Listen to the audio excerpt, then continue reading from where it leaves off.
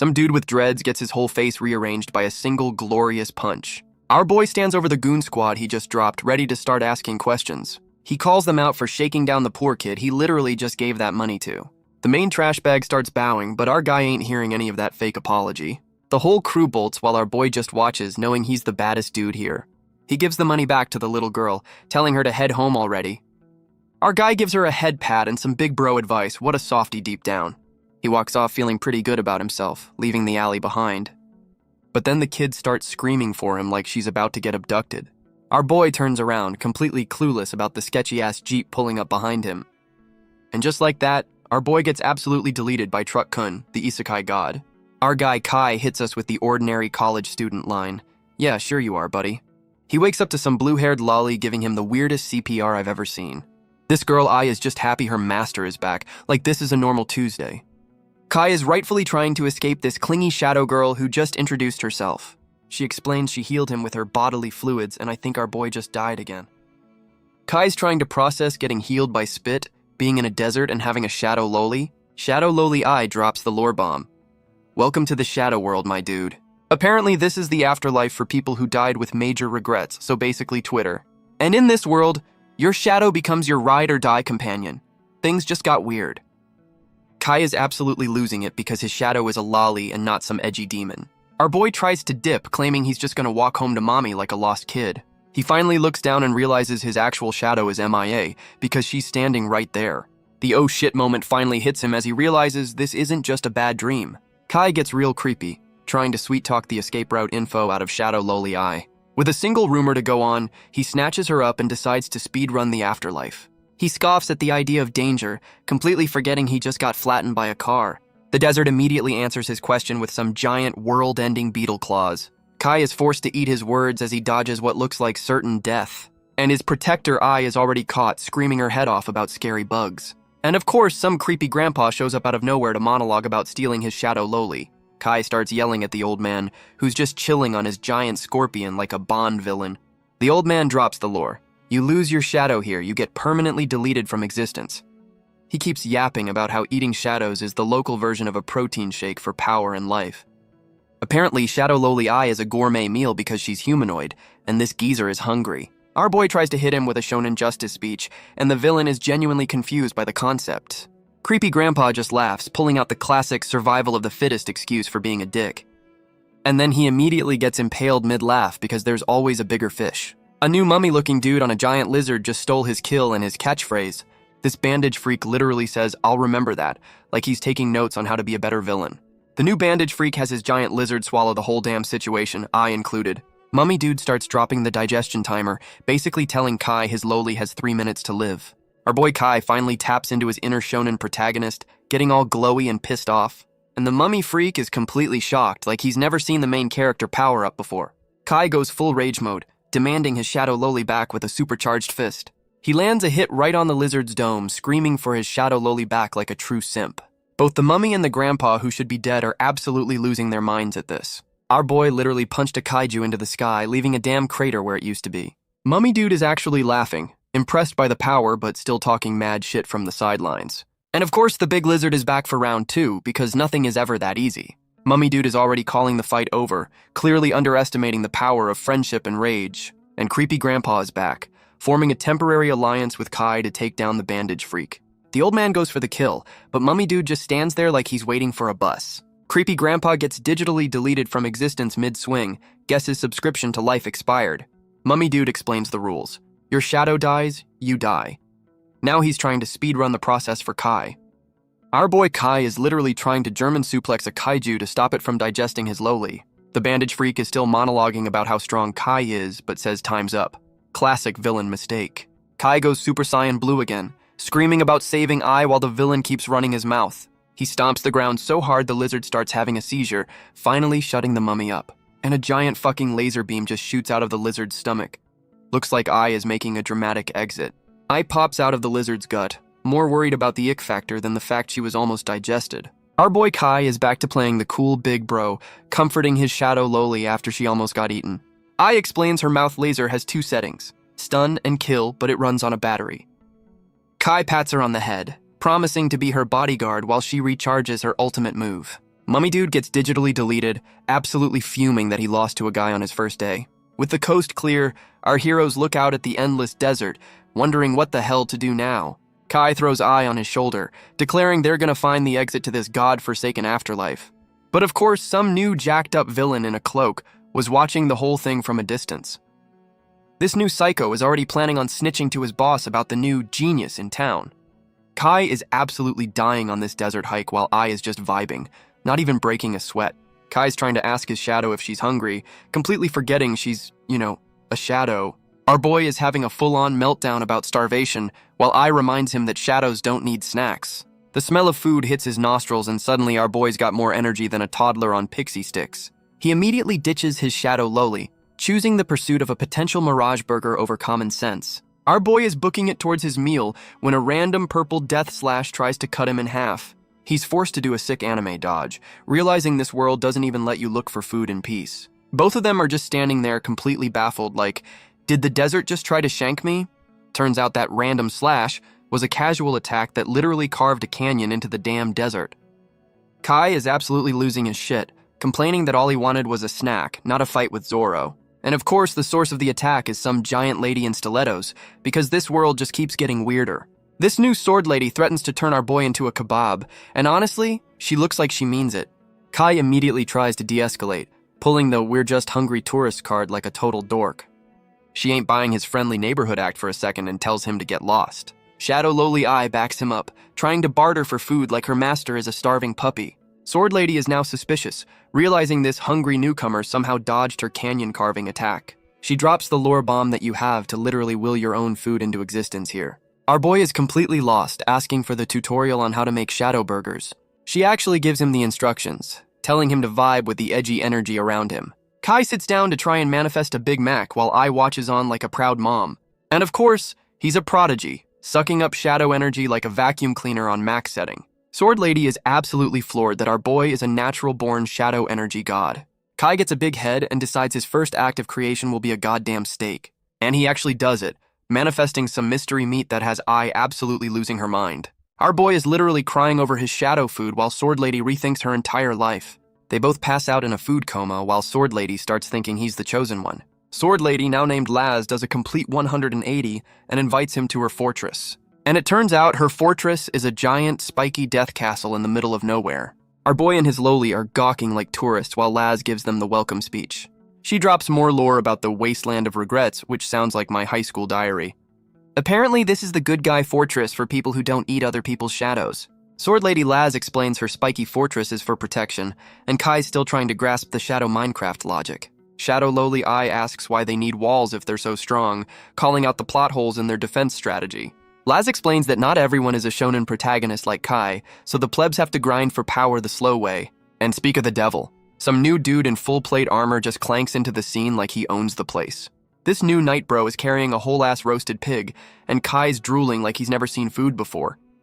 Turns out Night Bro is the lunch lady of this fortress, telling all the hungry souls to form an orderly queue for pork. Laz introduces him as Lita, the second in command, who's already offering our boy a drink like a friendly frat bro. So Sword Lady Laz explains their whole commune system, where everyone pitches in to survive this hellscape. And here comes the recruitment pitch. Laz is trying to get our boy to join her anti-shadow eating club. But our boy Kai hits her with a thanks but no thanks, still dead set on his speedrun back to Earth. Sword Lady Laz is absolutely flabbergasted, telling Kai his escape plan is a certified pipe dream. Our boy just pats his shadow Loli, basically saying, "Watch me," while Ai promises to protect her master. Laz gives up trying to recruit him, hitting him with a "good luck, you'll need it, farewell." But then she turns around like she just heard a car crash, completely baffled by something off-screen. Turns out some new purple-caped dickhead is running a protection racket on the fortress's weaker residents. The poor dude is on his knees, begging for mercy because his shadow cooking skills aren't Michelin star level. And Purple Cape Bro immediately chooses violence, pissed that his free meal isn't gourmet enough for his palate. Kai watches this shakedown, and Laz explains the food pyramid here is based on who can manifest the best snacks. She drops more lore. Strong dudes need high-energy food, but making it is a full-time job that kills your grind. Kai finally gets it. The top dogs use the plebs as personal chefs so they can power level without interruption. Sword Lady Laz tries to justify this whole protection racket as a necessary evil. Purple Cape Bro is literally kicking a dude for not making him a 5-star shadow meal. And Laz finally steps in, blocking his boot with her sword like a total badass. This dickhead complains she's holding him back, so she offers to be his personal chef to shut him up. He starts mocking her for protecting the weak, trying to get in her head about her potential. And of course he hits her with the "I'm the strongest here" line like a generic anime rival. Laz tells him to kick rocks, but he reminds her of some shady deal they have going on. She tries to play it cool, comforting the dude who just got his ass kicked. But the chef is absolutely bugging out, screaming her name like she's about to get jumped. And yup, Purple Cape Bro goes for the cheap shot from behind while she's distracted. And Purple Cape Bro, whose name is apparently Ivan, reveals he's a cannibalistic dickhead who'd rather eat his allies. Our boy Kai immediately goes Super Saiyan again, ready to throw hands for the girl he met 5 minutes ago. Ivan is genuinely surprised the new guy is also a shonen protagonist, but he's still ready to scrap.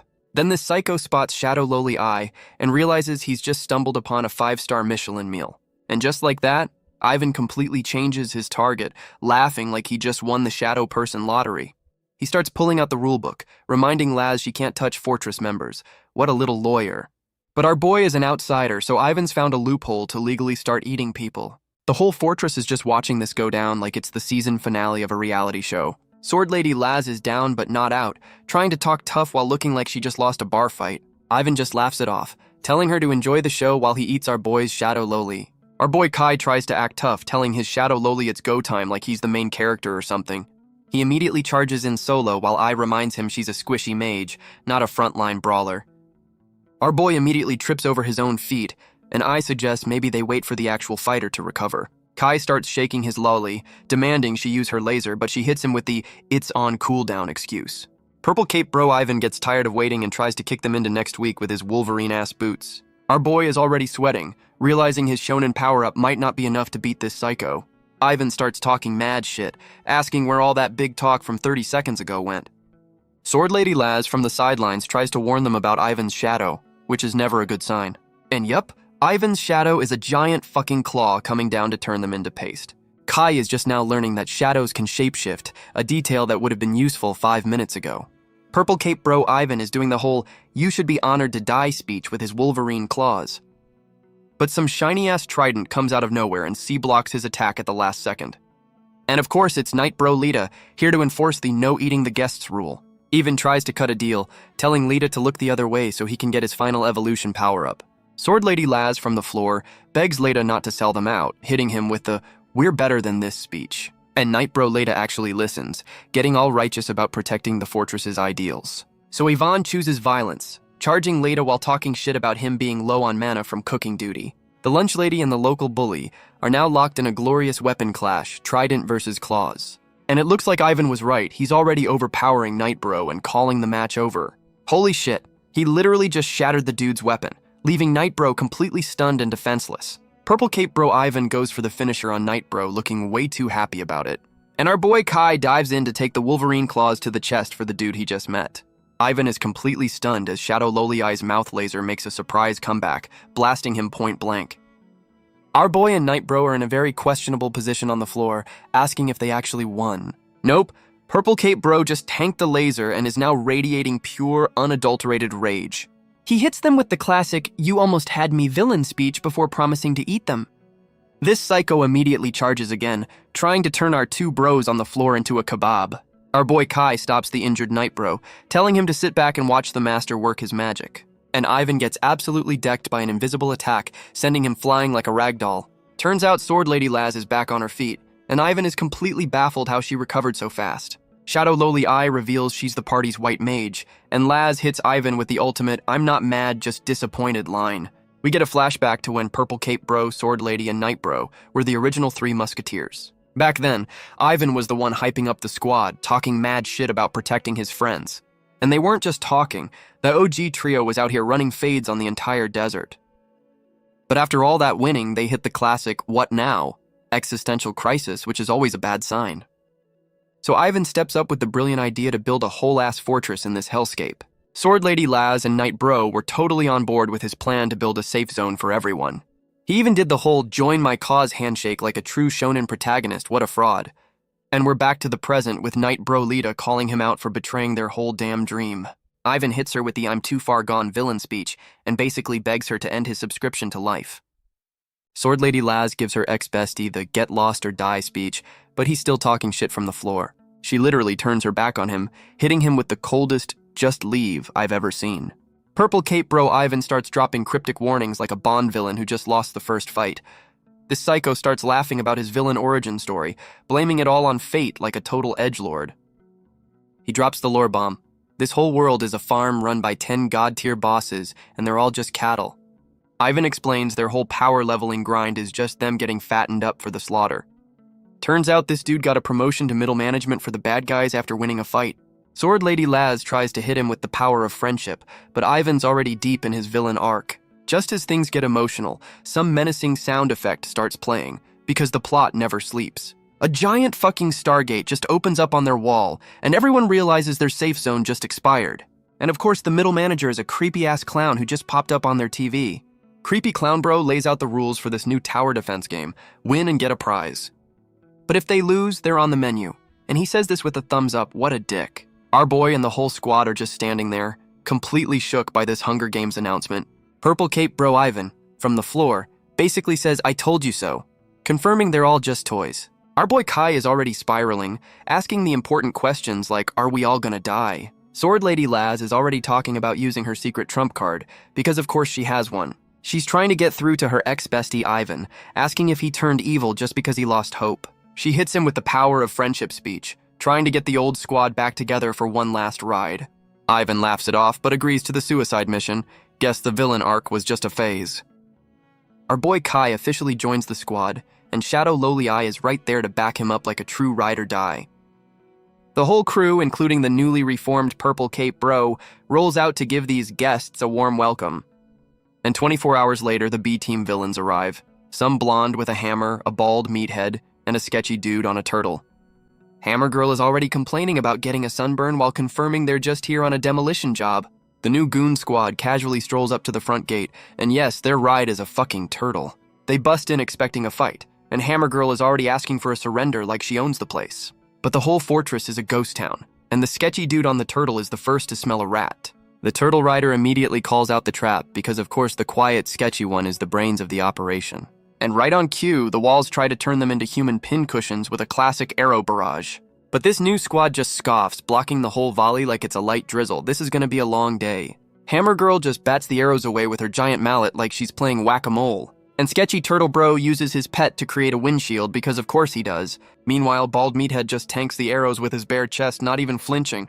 Hammer Girl is already talking shit, calling their welcome party a complete disappointment. Then the ground starts shaking and the whole goon squad thinks it's just a random earthquake. Nope.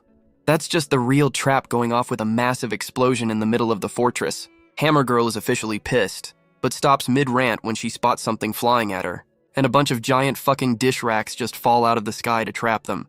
The whole goon squad gets caught in a cage and smoke combo, completely blindsided by the kitchenware attack. The smoke clears and Sword Lady Laz is standing over a now caged Hammer Girl, looking down like a queen.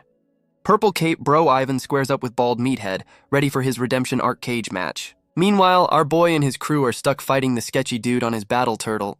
Hammer Girl is actually impressed by the trap, calling out their plan like a smug anime villain. Sword Lady Laz drops the rules. It's a 1v1 cage match to the death, Highlander style. Hammer Girl scoffs at the idea of losing while Laz hits her with that talk shit, get hit energy. Purple Cape Bro Ivan is absolutely feral, ready to go full Wolverine on this bald meathead. Shadow Lowly Eye is more concerned with how gross the turtle is than the actual fight about to happen. And Sketchy Turtle Bro is officially pissed, promising to turn them into turtle food.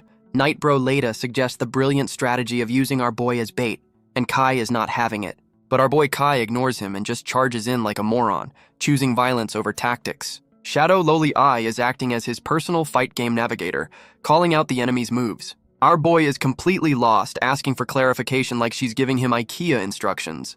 And he immediately eats a turtle head to the face for not understanding the combo callouts. Kai gets absolutely folded, proving his "I'll just punch it" strategy needs a serious patch. Night Bro Lita is trying to coach this dumbass from the sidelines while I offers to pull something out. Our boy admits his only move is dodge, and Lita has to explain that street brawling ain't gonna cut it here. Kai finally decides to use a tactic, and Lita is shocked the meathead has a brain. He powers up his shonen fist, hitting them with a smug grin like he's been planning this all along. Sketchy Turtle Bro throws up a shield, and our boys go for the classic pincer attack. Kai and Night Bro hit the shield with a team-up attack, trying to crack the turtle's shell. And their big team-up attack immediately gets them both launched like they were shot out of a cannon. Our boy and Night Bro are already arguing about who messed up the plan, like a divorced couple. Night Bro later gets fed up and decides to solo this bitch, tired of carrying the newbie. But Sketchy Turtle Bro goes full edgelord, powering up like he's about to delete the whole server. Lita immediately hits the brakes, while our boy Kai actually starts using his brain for once. Night Bro's only strategy is charge, and Kai looks like he's about to have an aneurysm. Our boy hits him with the rock, paper, scissors explanation, finally coming up with a plan that isn't punch harder. He tells his Shadow Loli to use her support skills, ordering up a tactical flashbang. Shadow Loli Eye fires a literal spirit bomb into the sky, and even she looks surprised by the glow-up. The flashbang works perfectly, and our boy charges in while the villain is still screaming about his retinas. Our boy goes full backpack mode on Sketchy Turtle Bro, screaming for the assist like a true gamer. Night Bro Lita is actually impressed. The dumbass came up with a plan and goes in for the kill. And that's a team-up finisher, turning Sketchy Turtle Bro into a shish kebab on a trident. Sketchy Turtle Bro starts lagging out of existence. Guess his subscription to life just expired. Our boy is already acting like a veteran, telling Night Bro the other fights are probably handled. Meanwhile, Sword Lady Laz is in a cage match with Hammer Girl, who's fighting in a damn bikini. Hammer Girl gets digitally crucified, but not before dropping the "my boss is stronger" anime trope. Sword Lady Laz hits her with the cold one-liner, completely unfazed by the B-team villain's threats.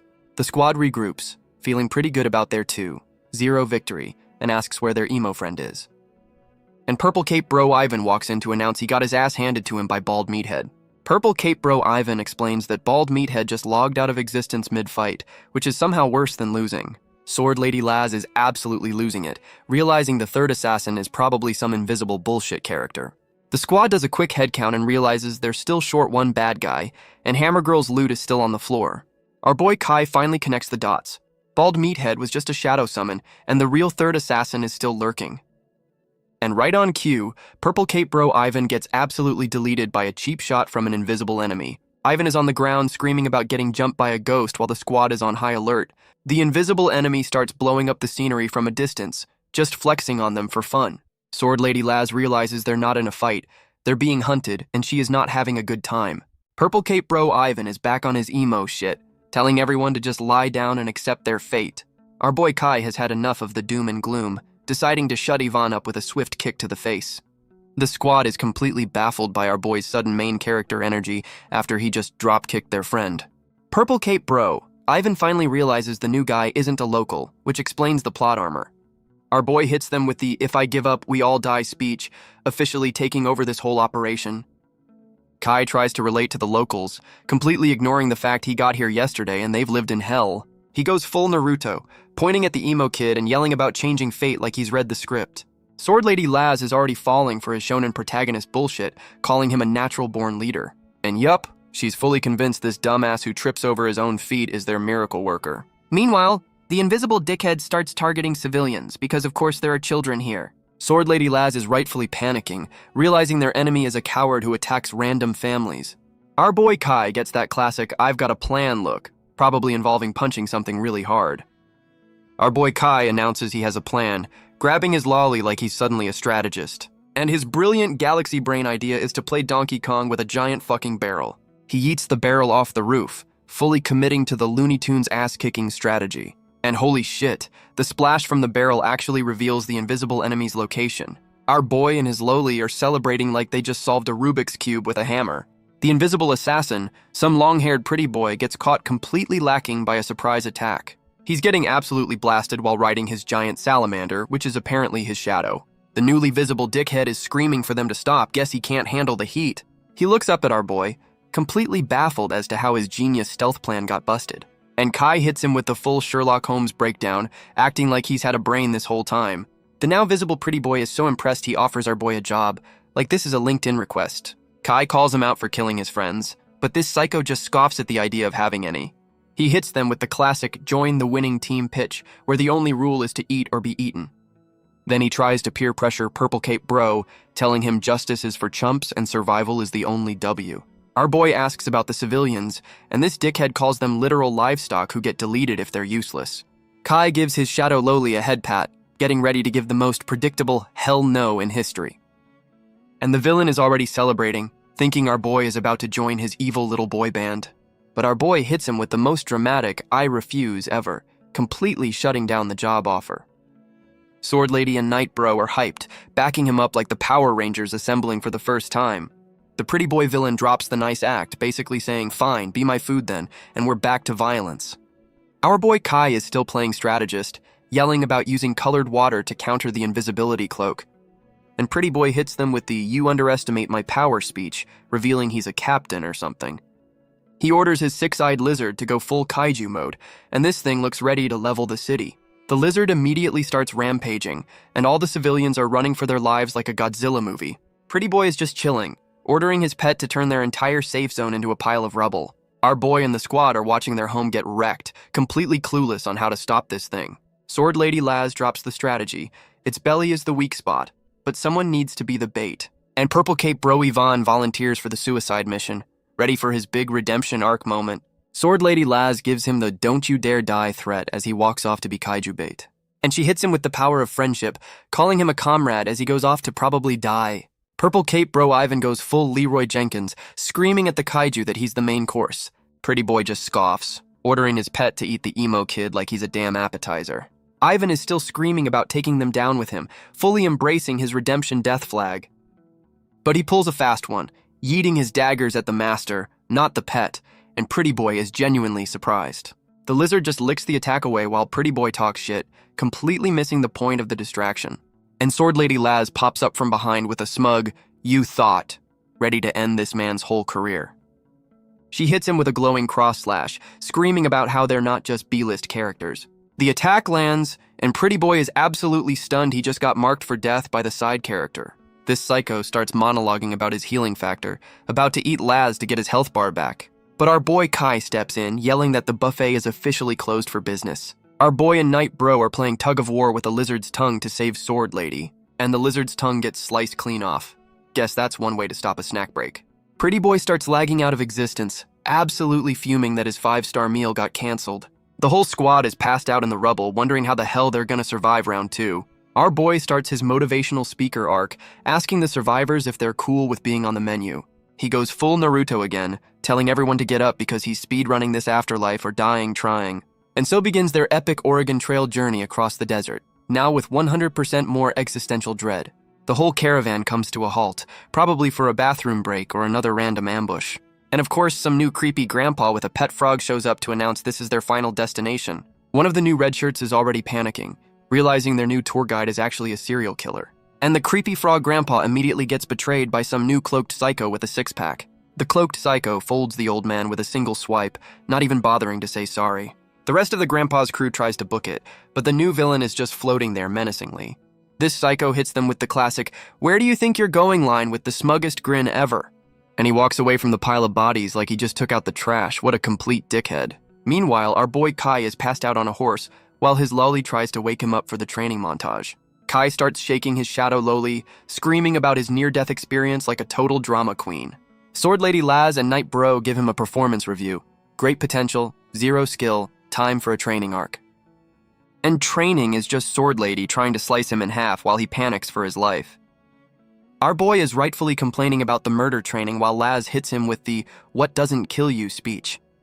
Shadow Lowly Eye is giving him the cheerleader routine while our boy complains she's not the one getting murdered. Sword Lady Laz is already simping for his potential, while Night Bro is rightfully questioning this whole plan. Night Bro later reminds her they can't just bet the whole fortress on some random kid who showed up yesterday. Our boy is having a full-on meltdown, complaining that this training is trying to kill him even on the toilet. He tries to make a run for it, but Night Bro's trident immediately puts a stop to that escape plan. And Night Bro Letta is standing there with a "you ain't going nowhere, bitch" look on his face. Our boy immediately starts crying, begging to be let go like he didn't just give a big hero speech. Lita grabs him by the collar, telling him to suck it up because getting hurt here is better than getting eaten out there. He hits him with the classic "get strong or die" shonen speech, finally getting through to this dumbass. And with that, the training arc is back on, because this world doesn't have time for crybabies. Night Bro Leda is officially done with the kid gloves, promising to turn our boy into a shish kebab. And he immediately yeets his trident at our boy, who's already screaming like he's seen a ghost. The trident lands way too close to the family jewels, and our boy's soul just left his body. After his near castration, our boy overhears some gossip about a whole squad just getting deleted, The locals are losing hope, admitting that even their strongest fighters can't stop the body count from rising. Turns out their little road trip has already cost them a third of their people, and morale is in the toilet. Our boy tries to play detective, realizing the numbers don't add up since he hasn't sensed any big bads. Some new sketchy grandpa pops up out of nowhere, dropping the killer is inside the house trope. Kai immediately gets suspicious, asking the new creepy old dude if he's got some inside info. The old man dismisses him, so our boy and his loli immediately start hyping up his non-existent resume. The sketchy old man claims he's got super hearing and overheard a whole-ass mutiny plot. Our boy is trying to process this, but the old man's story about the enemy eating 100 people sounds way too convenient. Kai finally puts 2 and 2 together, realizing the enemy just got a massive power-up by eating the traitors. But the old man immediately stops him, pulling the classic "you have no proof" card to isolate our boy. This dude is a master manipulator, telling Kai he'll cause a panic, and our boy is eating it all up. He gives our boy a solo mission to investigate, which is definitely not a trap to get him killed. And our boy agrees, thinking this will get him out of training. What an absolute dumbass. Kai and his loli are on lookout, and he immediately spots a cloaked figure, assuming he's found the target. And of course it's a trap, as some rando grabs his ankle from under the cliff. Our boy immediately gets yeeted off the cliff, proving once again that he shouldn't be trusted with anything. Our boy is screaming for his life as he plummets, realizing the solo mission was a one-way ticket down. He gets caught mid-air by some shadow magic, completely baffled that his brilliant plan backfired spectacularly. And now he's the centerpiece of a creepy cult meeting, with the head psycho acting like he's a celebrity. Our boy finally uses his brain, asking how they knew his location, like the answer isn't painfully obvious. And of course, it's the sketchy grandpa, holding his lolly hostage and proudly admitting he's a goddamn snitch. Kai starts yelling at the old traitor, demanding to know why he's being such a complete dick. The old man hits him with the coldest line ever, basically saying, "You're not guilty, but we need a scapegoat." He explains their whole caravan is falling apart, so they're just gonna pin all the murders on the new guy. And since our boy is the outsider, he's the perfect fall guy for their internal problems. What a great plan. Kai tries to argue with logic, but the old man just says doesn't matter, because morale is more important than justice. Sketchy Grandpa explains his 5D chess move is to frame our boy to force Sword Lady into cannibalism. Our boy sarcastically calls out the Galaxy Brain plan to feed him to Sword Lady for a greater good power-up. The old traitor Philip gives the signal, and his cultist goon squad is ready to get their hands dirty. The cultists bring out buckets of blood, and our boy is wondering if this is some weird initiation ritual. And they give our boy a blood shower to perfectly frame him for a murder spree. What a pro. Sketchy Grandpa Philip goes full evil mode, declaring the frame job is officially complete. He sends one of his minions to go snitch, telling him to bring Sword Lady and Night Bro for dinner. But then our boy starts glowing like a damn nuke, because he's had enough of this bullshit. Our boy goes full rage mode, breaks his chains, and promises to return the favor with extreme prejudice. The old traitor is still trying the die for the greater good speech, not realizing our boy just activated God mode. Our boy Kai is calling out the old traitor for being just another hypocrite in this godforsaken afterlife. He goes for the flying shonen protagonist attack, yelling about how the old man's logic is absolute trash. And he lands a solid right hook, trying to punch the stupid right out of the old man's head. The old man hulks out, revealing he's been drinking his own Kool-Aid and actually believes his own bullshit. Our boy is in the zone, ready to throw hands with this geriatric on shadow steroids. And the old traitor throws a ground-shattering punch, showing off his new senior citizen discount power-up. Sketchy Grandpa is completely lost, wondering where our boy teleported to mid-fight. Our boy pulls the classic nothing personal kid and pops up right behind him for the sneak attack. But the old man just hits him with the evil grin, telling him to just lie down and die already. Kai barely blocks the hit, realizing this old geezer is way stronger than he looks. Our boy pulls a smoke dash out of his ass while the old traitor talks shit like the warm-up is over. And the old man immediately goes for the cheap shot, yoinking the Shadow Loli with some creepy shadow tentacle. Shadow Loli Eye is rightfully freaking out, realizing she's just become the damsel in distress again. The old traitor is holding Eye like a goddamn handbag while our boy starts screaming for his property back. And here comes the villain monologue about how he had it so tough, trying to justify being a complete dick. He blames our boy for ruining his 5D chess game of propping up Sword Lady as their savior. His master plan is to feed our boy to Sword Lady, and Kai is rightfully calling out this insane logic. The old man goes for the kill, and our boy is wondering how this geezer is hitting like a damn truck. He's screaming about the greater good while trying to punch our boy's head clean off his shoulders. Our boy finally connects the dots mid-fight, catching his punch and calling him out as the real cannibal. Our boy is finally using his training, twisting the old man's arm like he's opening a pickle jar. He yeets the old traitor and catches his lowly, who's just happy to be out of the creepy handbag phase. Sketchy Grandpa starts blaming his L on old age, pulling the classic back in my day excuse. His cultist goons literally offer themselves up as a snack, begging to be his next power-up. The old traitor accepts their sacrifice like a true politician, promising to take care of their families. And his followers just turn into a bunch of spiky purple gushers for him to eat. What a ride-or-die crew. Sketchy Grandpa is about to pop these Shadow Tide pods like he's at an all-you-can-eat buffet, and he immediately gets a stomach mouth and a power-up, turning into some nightmare fuel final boss. Our boy tells his lowly it's time for their secret team-up move, and she's ready to go. They hit him with a tag team Kamehameha, while the old man just charges in like a dumbass. Sketchy Grandpa is absolutely shook, realizing he just ran face-first into a Dragon Ball Z finisher. And we get the villain origin story, with the old traitor flashing back to his younger, less psycho days. Back then, his whole crew was dropping like flies from exhaustion in the middle of the desert. One of his boys literally begs to be eaten for the greater good, asking him to look after his kid. And just like that, another one bites the dust, getting digitally deleted while the squad just walks on. Young Philip is having a full-on breakdown, apologizing to his dead homies for being a shitty leader. And who shows up to recruit him but a younger sword lady Laz, offering him a spot in her new club. This explains how he ended up at the fortress, which was built on the backs of a lot of dead people. But he saw Laz and Lada's no cannibalism rule as a weakness, calling them out for being too soft. And that's his whole villain justification. He's gotta be the dickhead so everyone else can survive. Our boy is literally trying to punch the trauma out of this old man inside his own flashback. Kai's already gassed while his lowly is yelling at him to finish the damn side quest already. The old traitor grabs our boy from behind, still stuck in his own villain origin story. He's about to throw a punch, but he's screaming shoot like he's having a full-on PTSD episode. Shadow Lowly Eye explains their finisher is a therapy session that forces you to relive your worst memories.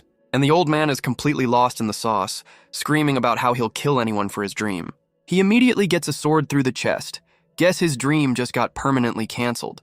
And of course it's Sword Lady Laz who just showed up to take out the trash. She's absolutely devastated that her trusted senior advisor was the snake in the grass all along.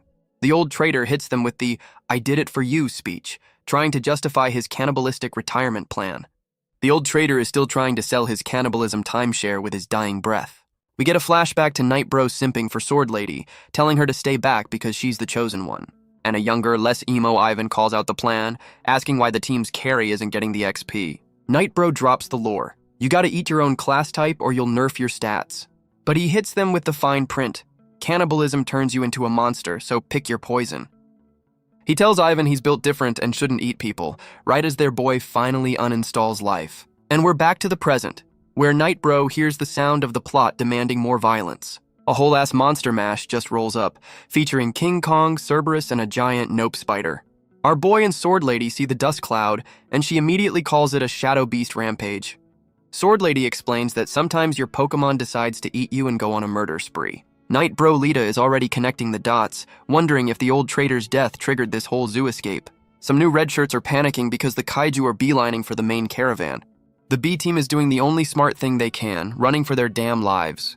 And of course, the new red-haired girl stops mid-sprint like she just remembered she left the oven on. She tells Night Bro she's gotta go back for something, which is code for I'm about to do something stupidly heroic. She immediately ditches them, and now everyone's asking where Sword Lady is because of course the leader is MIA. Meanwhile, the three-headed hellhound is ready to play fetch with their internal organs. The Cerberus is already trying to eat a whole group of people hiding under a giant blanket. Some new bandana-wearing bro is trying to hold the line, screaming like he's in a disaster movie. And he's already doing the math, realizing they're about to get jumped by King Kong and Shelob too. The giant nope spider immediately chooses violence, trying to turn King Kong into a pincushion. Night Bro Leda is trying to hold the line while some new shirtless pretty boy is having a panic attack in the background. Leda starts delegating, telling the red shirts to handle the hellhound while the A-team takes the other two. He immediately has to yell at shirtless bro to stop spacing out and actually join the damn fight. And shirtless bro finally activates, flexing his abs like that's his primary superpower. He charges in, yelling about hitting the weak spot like he just read the boss guide 5 minutes ago. But the spider and King Kong decide to just fight each other, starting their own kaiju cage match. The spider gets the first hit, stabbing King Kong right in the pec like a true dickhead. And King Kong goes absolutely feral, ready to turn this 8-legged freak into a purple smear on the ground. Night Bro and Shirtless Bro decide to just watch, and I agrees that letting them kill each other is the galaxy brain move. Our boy Kai, who's suddenly shirtless and shredded, starts taunting King Kong like he's trying to start a bar fight. He literally tells the giant ape "see you later" with his lolly on his shoulder, and the gorilla is just completely baffled. Some new pink-haired girl watches as a giant golden shield materializes, because of course there's another new character. And it's our boy and his lolly posing like they just won a game show after pulling off that shield move. Nightbro later reminds the B team they've still got a 3-headed hellhound to deal with, so no time for sightseeing. And the hellhound immediately gets deleted by a giant sword falling from the sky. Talk about a kill steal. And it's Sword Lady Laz making her grand re-entrance by landing on the monster's corpse like a superhero. The red shirts are all celebrating her return while some poor purple rat lies dead on the ground. A true hero. Bandana Bro explains their brilliant strategy was to use cloth rats as bait, which is both genius and pathetic. But he immediately feels bad for the rats because even in this hellscape, you gotta have a heart for the cannon fodder. Sword Lady Laz gives Bandana Bro a pep talk and he's simping so hard he can barely speak. Night Bro is admiring Laz's leadership, while Shirtless Bro points out the next random sky event. The sky starts raining blue pixels, and Night Bro and Shirtless Bro are gawking like it's the 4th of July. Bandana Bro is rightfully confused about the digital rain, because that's not how deserts work. The red shirts are literally crying tears of joy as the magic rain gives them a free power-up. Bandana Bro is feeling the gains while some other dude in the background goes full demon mode from the XP shower. Sword Lady Laz drops the lore. They're bathing in the liquidated remains of the kaiju they just killed. She gives a big speech, basically telling the red shirts they've officially graduated from being useless. The whole squad is now fully aboard the Sword Lady hype train, ready to die for her. Sword Lady hits them with the hero pose, promising a bright future that definitely involves more violence. And the whole squad is back on their post-apocalyptic Oregon Trail, marching towards the next certain death scenario. Sword Lady Laz is having a quiet emo moment, probably rethinking her decision to lead this band of misfits. Our boy Kai rolls up with the crew, looking like he's about to call her out on her cryptic leader bullshit. Kai hits her with the "I knew you'd be here," trying to act all deep like he's got a handle on things. And his brain is actually working, realizing her big hero speech was a front, and she's hiding some bad news. Sword Lady Laz admits he's right, but pulls the "it's a secret" card, promising it's for their own good. Kai's not having it, asking where the hell they're going since she's walking like she has desert GPS. She finally caves and reveals their next vacation spot is Shadow Beast Gorge, which sounds like a 5-star resort. Nightbro Leda immediately loses his cool, asking Laz if she's completely lost her damn mind. And he drops the lore. Their brilliant plan is to walk into the most dangerous place in the entire wasteland. Nightbro Leda hits Sword Lady with the facts, reminding her that Shadow Beast Gorge is a one-way trip. Sword Lady Laz argues that the XP rain from killing those beasts is their only shot at leveling up for survival. Night Bro is still not buying this high-risk, high-reward bullshit, basically telling her it's a suicide mission. And our boy Kai, who's been AFK this whole debate, finally decides to weigh in like he's the damn president. He asks Sword Lady for a pinky promise that she's not about to lead everyone into a meat grinder on purpose. And she hits him with the most confident "I swear" I've ever seen, which is either a good sign or a huge red flag. That's all our boy needed to hear, immediately going full hype man and rallying the troops for the death march. And just like that, our boy takes the lead, literally walking them into the valley of certain death with his lolly on his shoulders. Night Bro is actually impressed, telling Laz that this dumbass who just showed up might be a better leader than her. Sword Lady gets all emotional, admitting she's got imposter syndrome and is ready to bet it all on the new guy. The whole squad is on their death march, led by Bandana Bro and his emotional support rat. Bandana Bro is way too fucking excited to announce their arrival at the aptly named Shadow Beast Gorge. And yup, it's a giant fucking canyon of death, and they're all just standing at the entrance like tourists. Our boy Kai is already in leader mode, telling everyone to get ready for the boss rush like he's not the weakest link. The first wave of enemies is a pack of sleeping hyenas, which feels way too much like a trap. Sword Lady Laz immediately goes for the AoE attack, not even letting these dogs wake up for their morning coffee.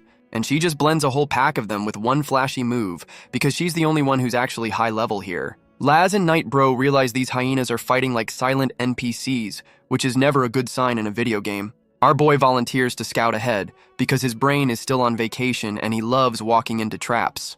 And he immediately gets rushed by a single angry hyena, proving he can't even handle the tutorial level mobs. The hyena goes for the kill shot, looking like it hasn't eaten in a week. But our boy actually catches it midair, acting like he's been a pro this whole time. And he immediately yeets the damn thing into a wall. Guess the training arc wasn't a total waste. Kai gets all cocky, asking if that's all it's got. Like he didn't just trip over his own feet yesterday. Nope. The hyena just shakes it off like a minor inconvenience, ready for round 2. Our boy is genuinely shocked the tutorial mob has a second phase. What a complete rookie. He actually dodges this time, proving that near-death experiences are the best teachers. Then some new grandpa shows up and asks why our boy is bullying his damn dog. The red-haired girl from before shows up with Kai, and this grandpa is acting like he owns the place. And this crazy dog man declares this whole death trap is his house because of course it is. Our boy and the squad are completely baffled that this old man is just squatting in a literal death trap. The crazy old man starts yelling at them for trespassing and beating up his pet, like they're the assholes here. Our boy tries to play diplomat, apologizing for beating up his dog and just asking for directions out of this hellhole. The old man hits them with the get lost or die speech, dropping the bomb that he's been stuck here for 30 years. He explains this whole place is a goddamn time loop, and our boy is just now realizing they're in a video game level. Our boy asks if he's mapped the place, and the old man basically says, yeah, and the map just says, you're fucked. The old man tells them to bounce before the real monsters show up, because his pet hyena was just the welcome mat. Our boy turns to the squad for a huddle, asking for a plan now that they know they're in a death loop. Sword Lady Laz is the only one with a brain, pointing out that a place called Death Gorge is suspiciously empty. And our boy, having learned nothing, volunteers to scout ahead again, relying on his lolly's stun gun as a backup plan. Our boy's brain finally boots up, realizing the tutorial-level hyenas were acting way too professional. He explains to his loli that the mobs were fighting like seasoned vets, not some random desert wildlife. Kai points out the hyenas had zero fear, which is a massive red flag for anyone with more than 2 brain cells. And right on cue, they hear someone approaching, because this whole damn gorge is just one big ambush. Night Bro Leda shows up way too conveniently, claiming he's already found a magical exit path. This fake Leda tries to sell his safety in numbers bullshit, but our boy is finally smelling the trap. Kai actually uses his brain for once, telling the imposter to back the fuck up immediately. The fake Night Bro drops the friendly act and immediately chooses violence, because of course he does. And our boy just casually blocks the attack with one hand. Guess the training arc wasn't a total scam after all. The imposter is impressed our boy saw through the disguise, then pulls a Naruto and multiplies into a whole squad. Our boy is giving the full Sherlock Holmes breakdown on why their disguise was complete ass. The imposter is actually impressed he got caught, licking his weapon like a total creep. This clown gives our boy the classic join me or die offer, which never fucking works. And Kai immediately hits him with the I refuse, blocking his attack like a damn pro. Our boy is actually dodging now, making some space instead of just eating every hit. Kai's got his thinking face on, probably trying to remember what the hell he learned in training. The fake Night Bro is still talking shit, telling him to just give up and make it easy. But our boy hits him with the smug grin, telling his loli he's found the weak spot. Shadow Loli Eye starts charging up a Rasengan like she's been waiting for this moment, and she unleashes a giant fucking death frisbee in the sky, and the imposter is officially panicking. The fake Night Bro gets hit with the paralysis debuff, completely stuck in Eye's giant hula hoop. Our boy gives his loli the victory head pat, acting like they're a seasoned pro gaming duo. And our boy spots the crazy dog grandpa from earlier, finally realizing who the real final boss is. Kai hits him with the classic, I knew it was you, acting like he didn't just figure this shit out. The crazy dog grandpa is genuinely curious how this dumbass actually used his brain for once. Our boy gives the full detective breakdown, explaining the mobs were just damage-proof illusions like the fake Night Bro. He calls out the whole 5D chess move. The fake barrier was just to herd them back for a slaughter. The old man hits him with the you're wrong, clarifying he's not a cannibal, just a creepy-ass puppet master. This psycho summons his whole pack of hyenas, calling them his children like a true Disney villain. And the crazy dog grandpa immediately sicks his children on our boy. Guess the diplomatic approach is over. Our boy is running for his life, asking his loli for a laser beam while she explains her ultimate is on cooldown. Kai goes full Secret Service, tackling his loli to the ground to save her from becoming a hyena's chew toy. Hiding in a cave, our boy tries to strategize while I offers him a whole 10 seconds of power. What a team. They look up and see something that completely breaks their brains because this gorge just keeps getting weirder. And it's a whole-ass cult of zombies just vibing in the middle of the cave. This is definitely not a good sign. The crazy dog grandpa is back, taunting them like a Walmart greeter, welcoming them to certain death. Our boy finally connects the dots, calling out the old man for being a puppet, and the geezer is genuinely shocked. He starts his big brain monologue, explaining how he thought the old man was the one pulling the strings. But then he drops the real lore bomb, the whole damn gorge is a spiderweb, and they're all just flies. And the crazy dog grandpa was just the bait, a high-level NPC designed to lure them into the main server trap. Our boy is still on his Sherlock Holmes shit, explaining the whole gorge is just a gym to farm their XP. The crazy dog grandpa basically gives him a slow clap, confirming our boy's galaxy brain theory is spot on. And the old man drops the final boss reveal, The whole damn gorge is the monster and they're the next meal. The old man is still talking shit, but our boy is just standing there like he's not about to be absorbed. Kai calls in his loli, who's ready to drop her ultimate move with the most extra introduction ever. She fires the red and yellow beam, and even our boy has to roast her for that kindergarten-ass attack name. The old man scoffs at the attack, completely underestimating the power of a loli with a terrible naming sense. This psycho tries to literally kick the laser beam away like he's playing hacky sack with a nuke. And his shadow tentacles immediately start melting. Guess he should have dodged instead of trying to be a badass. Shadow loli eyes, red and yellow beam goes full supernova, completely deleting the old man from the server. And Shadow loli eye follows up her laser with a swift kick to the spine, yelling about girl power. The old man admits he got caught lacking but hits them with the classic, "You think that was my final form?" Our boy Kai gets all cocky, threatening to have his loli attack the old man's insides, which is a weirdly gross threat. The old man pulls the "this is my house" card, asking how the hell they expect to win on his home turf. He hits Kai with the psychological warfare, telling him the rest of the squad is probably already dead. Our boy threatens to just nuke the whole area, and the old man basically says, "Bet you won't." And Shadow loli eye goes full Godzilla, firing a mouth laser that looks like it could level a city. But our boy is completely shook because the old man just tanked the whole damn thing without a single scratch. The old man goes on his villain rant, promising to turn our boy into a puppet after he eats the rest of the squad. And our boy immediately chooses the run the fuck away option, grabbing his lolly and booking it. Our boy is booking it while trying to convince himself his friends aren't already puppet chow. He's praying to the plot gods that he's not about to walk into his entire squad's funeral. Meanwhile, Sword Lady Laz is wondering why Nightbro invited her on a romantic cliffside date. Nightbro hits her with the "what are we" talk, and Laz is like, "Dude, we either live or die, pick one." And Nightbro goes full heel turn, revealing his plan C is to just sell them all out to the big bads. He's trying to sell her on this evil MLM scheme, promising her a corner office in their new evil empire. Sword Lady is absolutely floored while Leda hits her with the classic "I had no choice" traitor excuse. He's still trying to justify his actions, admitting he took a power-up from the enemy's welcome package. This dude is giving his whole villain origin story, blaming everyone else for being too weak to carry him.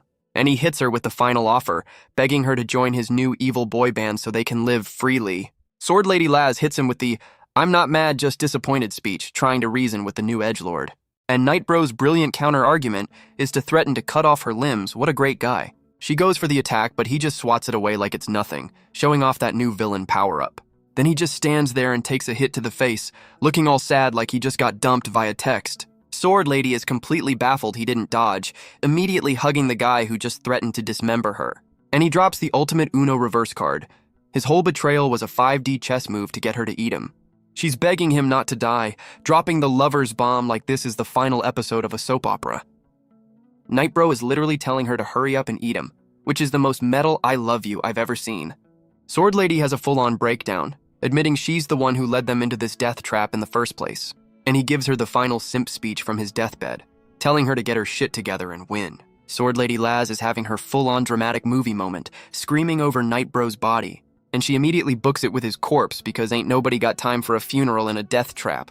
Our boy Kai finally shows up to the party, walking through a field of bodies like he's late for work. Shadow loli eye confirms they missed the main event, and our boy looks like he just failed the side quest. Meanwhile, Bandana Bro's emotional support rat just sacrificed itself for the squad. A true fucking legend. Bandana Bro is getting jumped by hyenas, wishing the A-team would stop having their emo moments and help. And he's about to lose an arm, proving once again that the B-team can't handle shit on their own. But our boy Kai swoops in with the hero entrance, finally putting that training arc to good use. Bandana Bro is completely stunned that our boy just one-punched a hyena into digital dust. Kai goes full leader mode, telling the red shirts to run while he handles the mobs. What a glow-up. Bandana Bro is trying to play leader, rallying the B-team like he's not just as scared as they are. And the whole squad of red shirts follows him into a narrow pass, which is definitely not an ambush. And of course it's an ambush, with shadow tentacles grabbing everyone while Bandana Bro screams for his life. The red shirts immediately start panicking and trying to sacrifice each other, showing that classic team spirit. But some new blonde pretty boy whips out a sword. Guess not everyone on the B team is a total scrub. Blondie steps up to play hero, telling the cannon fodder to run while he holds the line. He's actually about to solo a whole swarm of shadow tentacles. This kid's got some serious balls. And he charges in, actually managing to cut through the bullshit instead of just screaming like everyone else. Then the red-haired girl shows up, complimenting him like she's his damn sensei, which is a huge red flag. Blondie immediately realizes she's been puppeted, asking about Leda because the whole squad is compromised.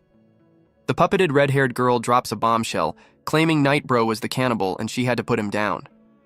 And now she's changing her story, admitting she was the cannibal and Leda just took the fall. What a fucking liar. She's giving the classic, I did what I had to do villain speech, trying to justify her new cannibal lifestyle. And now a puppeted sword lady Laz shows up, trying to sell our boy on this death trap like it's a 5-star resort. Our boy is actually calling her out, asking if she really wants to be a prisoner in this goddamn monster's stomach. Puppet Laz is pitching him on becoming a combat puppet, basically offering him a 9-to-5 job for a kaiju. She pulls the emotional manipulation card, begging him to join her evil puppet club because she's so tired. But our boy hits her with the dramatic I refuse, calling her out for abandoning her shonen protagonist duties. And since talking failed, Puppet Laz immediately goes for the cheap shot, trying to skewer the Shadow Loli. The Loli gets yoinked by a shadow tentacle while Puppet Laz talks shit about losing 2 friends in one day. Puppet Laz goes full anime finisher mode, trying to slice our boy in half like he's a damn vegetable. Our boy is just standing there, about to get deleted by his own brainwashed teammate, and the attack connects, turning the whole area into a goddamn light show of pain. Our boy is down for the count, looking like he just got his ass handed to him by his own friend. Shadow Loli Ai runs to her master's side, probably to remind him his plot armor is still active. Our boy shields his Loli, asking Puppet Laz if she's really gonna end it all here. He starts his shonen protagonist speech, admitting he's too weak but has one last galaxy brain plan. Puppet Laz is completely unfazed, telling him to stop stalling and just accept his death. His brilliant plan is to literally absorb his Loli's life force for a last-minute power-up. He asks his Loli if she's cool with being a human battery, and she gives him the full ride-or-die commitment. Our boy Kai goes full Super Saiyan, absorbing his Loli like she's a damn senzu bean. Puppet Laz is calling him out, saying his last-ditch power-up is just gonna make him go crazy. Our boy hits her with the better crazy than your puppet logic, fully committing to the insanity plea. He finishes his power-up, shooting a damn spirit bomb into the sky like he's trying to signal Batman. Puppet Laz is already calling it an L, thinking his big light show was a total dud. But then some giant blue hair dragons erupt from the ground and she's rightfully confused. One of the hair dragons immediately tries to eat her and she's struggling to block the damn thing. The attack lands, and she's getting absolutely rocked by our boy's new hairdo-based powers. And yep, she's already looking beat to shit. Guess that power-up wasn't a bluff after all. Now all the hair dragons are beelining for some poor bastard in the distance. Guess the real fight is starting. The hair dragons are going full ballistic, and it looks like our boy's new hairdo is the main event now. Puppet Laz is so beat down she's asking, "Who are you?" like she just got jumped by a whole new character. And some new blue-haired chick shows up, and Puppet Laz is having a full system error trying to place her. Laz's eyes are screaming, "Does not compute," as she tries to figure out who just crashed her puppet party. And it's the Loli, who just hit her final evolution and is here to deliver Laz's punishment with a side of sass. Puppet Laz is completely losing her shit, asking why the hell the team mascot just turned into a full-grown woman. But it was all a projection, because our boy Kai is actually getting ripped apart by his own power-up. He's hitting her with the deathbed apology, while Shadow Loli Ai drops the I love you bomb at the worst possible time. But she's got one last galaxy brain idea, pulling out the secret plan B like she's been saving it. And her brilliant idea is for him to give her the power, but she might just eat him in the process. What a great plan. Kai's making his Loli his life insurance policy. What a bro move. Loli Ai's crying while Kai tells her to stop being a baby. Classic tsundere move. Loli Ai absorbs Kai's power and hits puberty in 2 seconds flat. Sword Lady Laz is shook by Loli Ai's sudden glow up. Same. Grown-up Ai tells Laz to give up, looking like she's about to drop the hottest diss track. Laz is flexing, saying she's still got some fight left in her. Laz tells Ai to draw her weapon, ready to test her new form. Ai summons a shadow sword. Guess she's not just a pretty face anymore. They clash swords, and it looks like Ai's got the upper hand. Laz schools AI on sword fighting, proving experience trumps power-ups. Puppet Laz is actually complimenting grown-up Ai mid-fight, like she's grading her on a damn curve. Sword Lady creates some distance, probably tired of playing around with the new girl and ready to end it. Laz is shook at how fast Ai is learning, basically calling her a terrifying copycat ninja with a cheat code. She hits Ai with the classic, "You're good, but can you handle this anime challenge before the final boss move?" And she pulls out her ultimate move, complete with a flowery light show like a magical girl transformation. The whole area turns into a damn pedal blender, and grown-up Ai is right in the middle of it. Ai realizes the pretty flowers are just a smokescreen, and she's completely blind in this pink tornado. She spots a silhouette in the storm, trying to guess where the hell the real attack is coming from. Ai takes a wild swing at the shadow, basically just praying to the plot gods she hit something important. And she fucking lands it, but Laz just takes the hit, asking why she didn't dodge like this was the plan all along. Laz reveals her flower power was just a giant do not disturb sign to hide them from the real boss. She hands over the plot device box, the official oh shit button for when things get even worse. Sword Lady Laz uninstalls herself from the game to go meet Night Bro in the afterlife lobby. Grown-up I finally gets it, realizing the whole fight was just Laz's suicide by proxy training session. Our boy Kai finally wakes up from his power nap and runs over to his newly upgraded Loli. And she immediately puts him in his place, reminding him the Loli privileges have officially been revoked. Our boy is having a full-on meltdown because his pocket-sized cheerleader hit puberty and got an attitude. She's already setting new boundaries, and our boy is just now realizing he can't treat her like a pet anymore. Kai's already complaining about the cleanup, bitching that Laz's surrender still ended in a mess, and they look up to see the final boss is a giant fucking clown puppet because of course it is. The giant clown puppet tries to gaslight them, asking why they won't be his friend while literally holding the strings. Our boy hits him with a hard no, immediately calling on his newly upgraded Lolly to handle this creep. The clown sicks one of his hyena puppets on our boy, probably to see if he's still a total scrub, and our boy just folds the damn thing with one punch. Guess he kept some of that power up for himself. But it was a distraction, and now his evolved Lolly is getting jumped by the clown's creepy cloaked fan club. One of the creeps gets way too close for comfort, and grown-up I is not having any of this dude's bad breath. She immediately hits them with the spin cycle, calling them out for being a bunch of disgusting weirdos. The clown psycho is still on his let's be friends bullshit, which is the biggest red flag in this entire hellscape. He pulls out his trump card, the puppeted B team, including Bandana Bro, to do his dirty work. And Puppet Bandana Bro starts pitching this death trap like it's a timeshare, trying to get our boy to join the cult. Our boy hits Puppet Bandana Bro with the "I'm saving you whether you like it or not" hero speech. The clown psycho is having a full-on villain breakdown, wondering why they won't just join his puppet MLM scheme. Kai calls in his newly upgraded Loli, and she's already charging in like a damn freight train. Grown-up I goes for the aerial attack, about to slice and dice Puppet Bandana Bro's strings. And our boy Kai catches Bandana Bro mid-fall, proving he's got the hero catch down pat. The clown psycho is still talking shit, bragging about his unlimited supply of puppet strings like a true loser. Grown-up I hits him with the nothing personal kid and shows him she already cut his main strings. She immediately bounces while the clown is still trying to figure out how he got played so hard. The clown spots a little present flying his way, completely clueless about the incoming pain, and he gets a face full of explosion. Guess he should have paid more attention to the angry blue-haired girl. Kai tells his Loli, it's go time against the giant clown. Grown-up I is ready to wreck shit with her fiery fist of fury. I punches the giant clown puppet with a red fist, very original. The clown puppet gets rocked by Ai's attack and stumbles back. Ai is impressed with her own power, but girl, you just got started. The clown puppet recovers and is ready for round 2, oh boy. Ai gets yeeted into the air. Looks like someone skipped leg day. Ai is falling fast, and this doesn't look good for our girl. Kai catches Ai just in time, showing off his surprisingly good reflexes. Ai is relieved but also shook. Guess she underestimated the clown. Our boy is back to bullying his Loli, reminding her who's boss now that she's fun-sized again. The clown psycho is giving them a performance review, admitting the smoke bomb tactic was solid but not enough. And this motherfucker just laughs it off while his shadow magic patches the giant hole in his chest. The whole squad is shook, realizing this clown has a damn healing factor because of course he does. The clown psycho hits them with the death glare, ready to stop playing games and start collecting bodies. And Blondie Riku immediately grabs Bandana Bro. Guess the clown just activated his sleeper agents. The clown psycho explains his puppet MLM scheme. Once you're in for good. Loli I tries to stop them, but she's back to having the physical strength of a damn toddler. This psycho calls out her bluff, realizing her big glow-up has a massive cooldown period, and he hits them with the final boss pose, declaring the game is over now that their ace is gone. Loli I remembers the plot device box Sword Lady gave her, and the clown is completely clueless. She opens the damn thing and unleashes a holy light show. Guess this is the fuck you button. The clown psycho's puppet strings get instantly severed. Looks like Laz's ghost is still in the fight.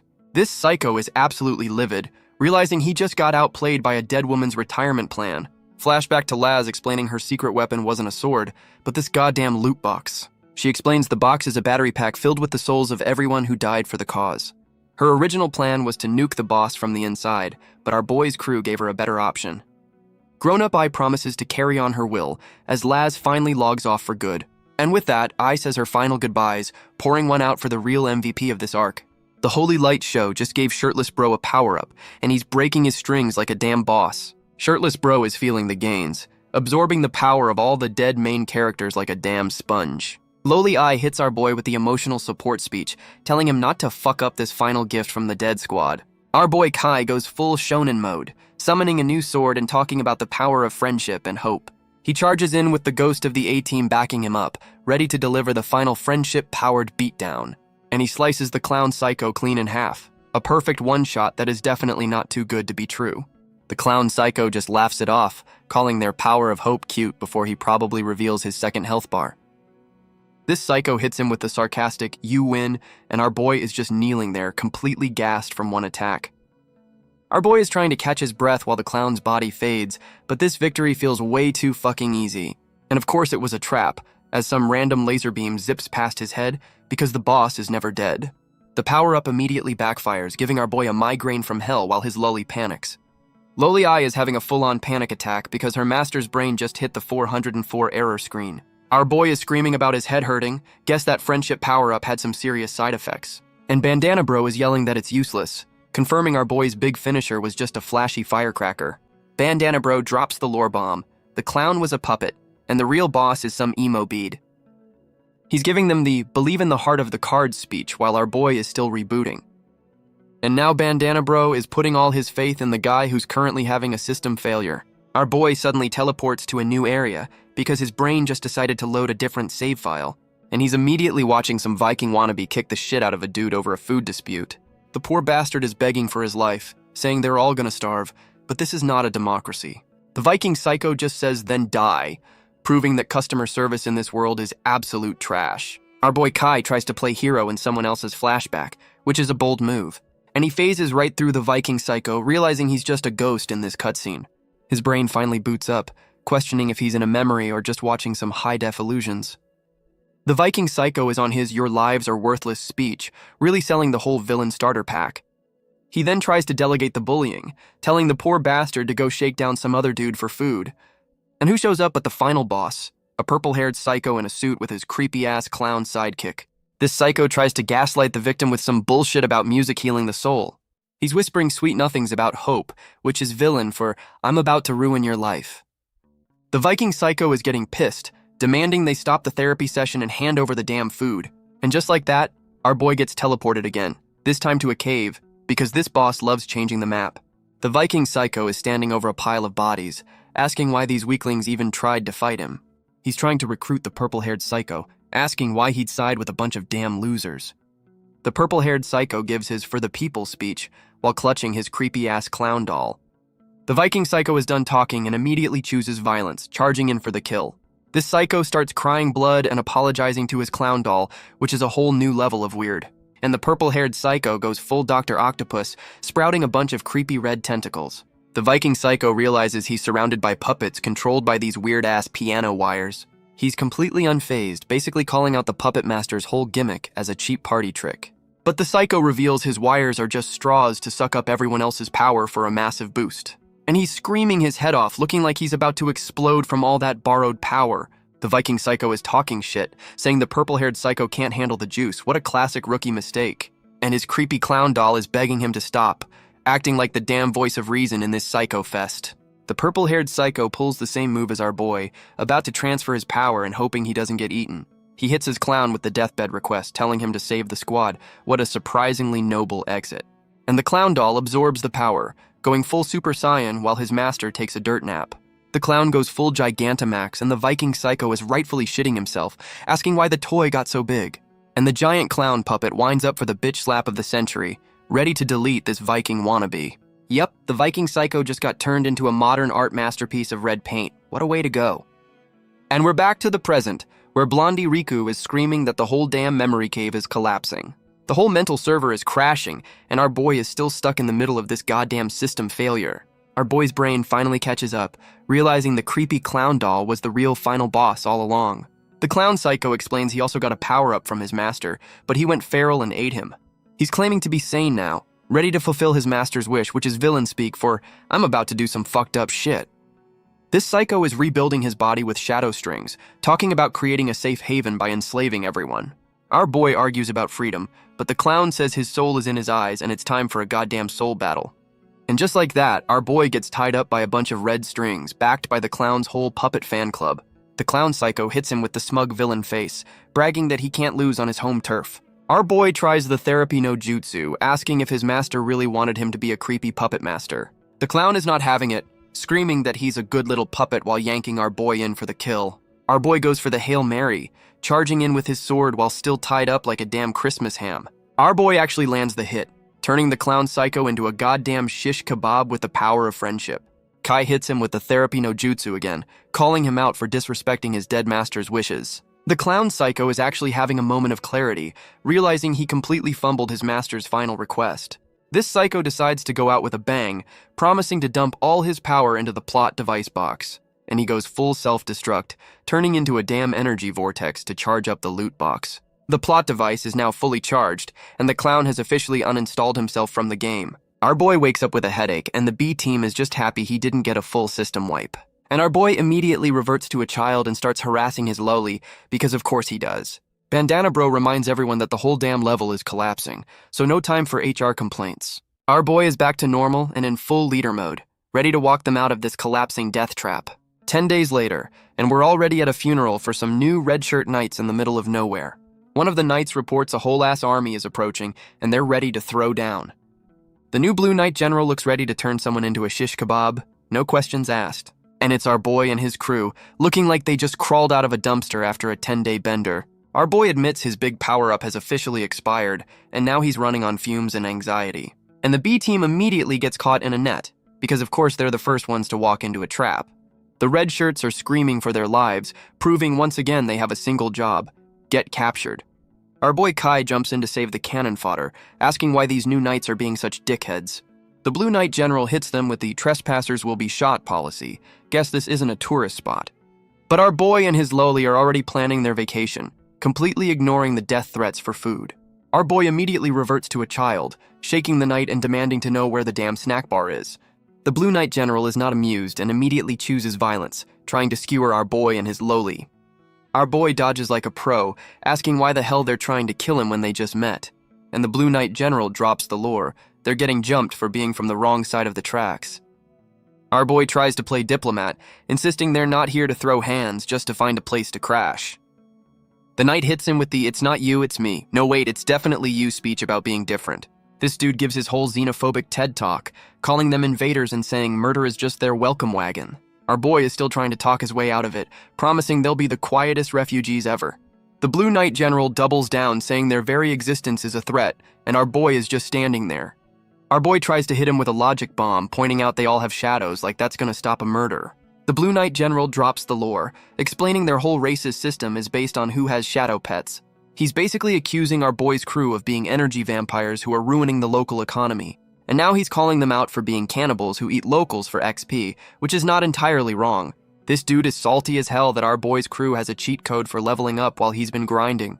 He gives a whole history lesson on how they won a war and banished the last batch of regretful ones. The Blue Knight General hits them with the get lost or die ultimatum because diplomacy is for nerds. But the B team is rolling deep now, and Blondie Riku looks like he's ready to start some serious shit. The knight immediately assumes their silence is them plotting because he's got zero chill and maximum prejudice. And he immediately orders the attack because talking is boring and violence is the only real answer here. Some new grandpa from the B team steps up yelling that they're not the bad guys, you prejudiced assholes. The B team grandpa goes full revolutionary, giving the live free or die speech to a wall of armored dickheads. But our boy Kai steps in, literally putting his foot down on the old man's suicide charge. The old man is having a full-on meltdown, saying he'd rather die fighting than wait for another L. Kai hits them with the give me 1 hour negotiation tactic, trying to stop his own team from starting a war.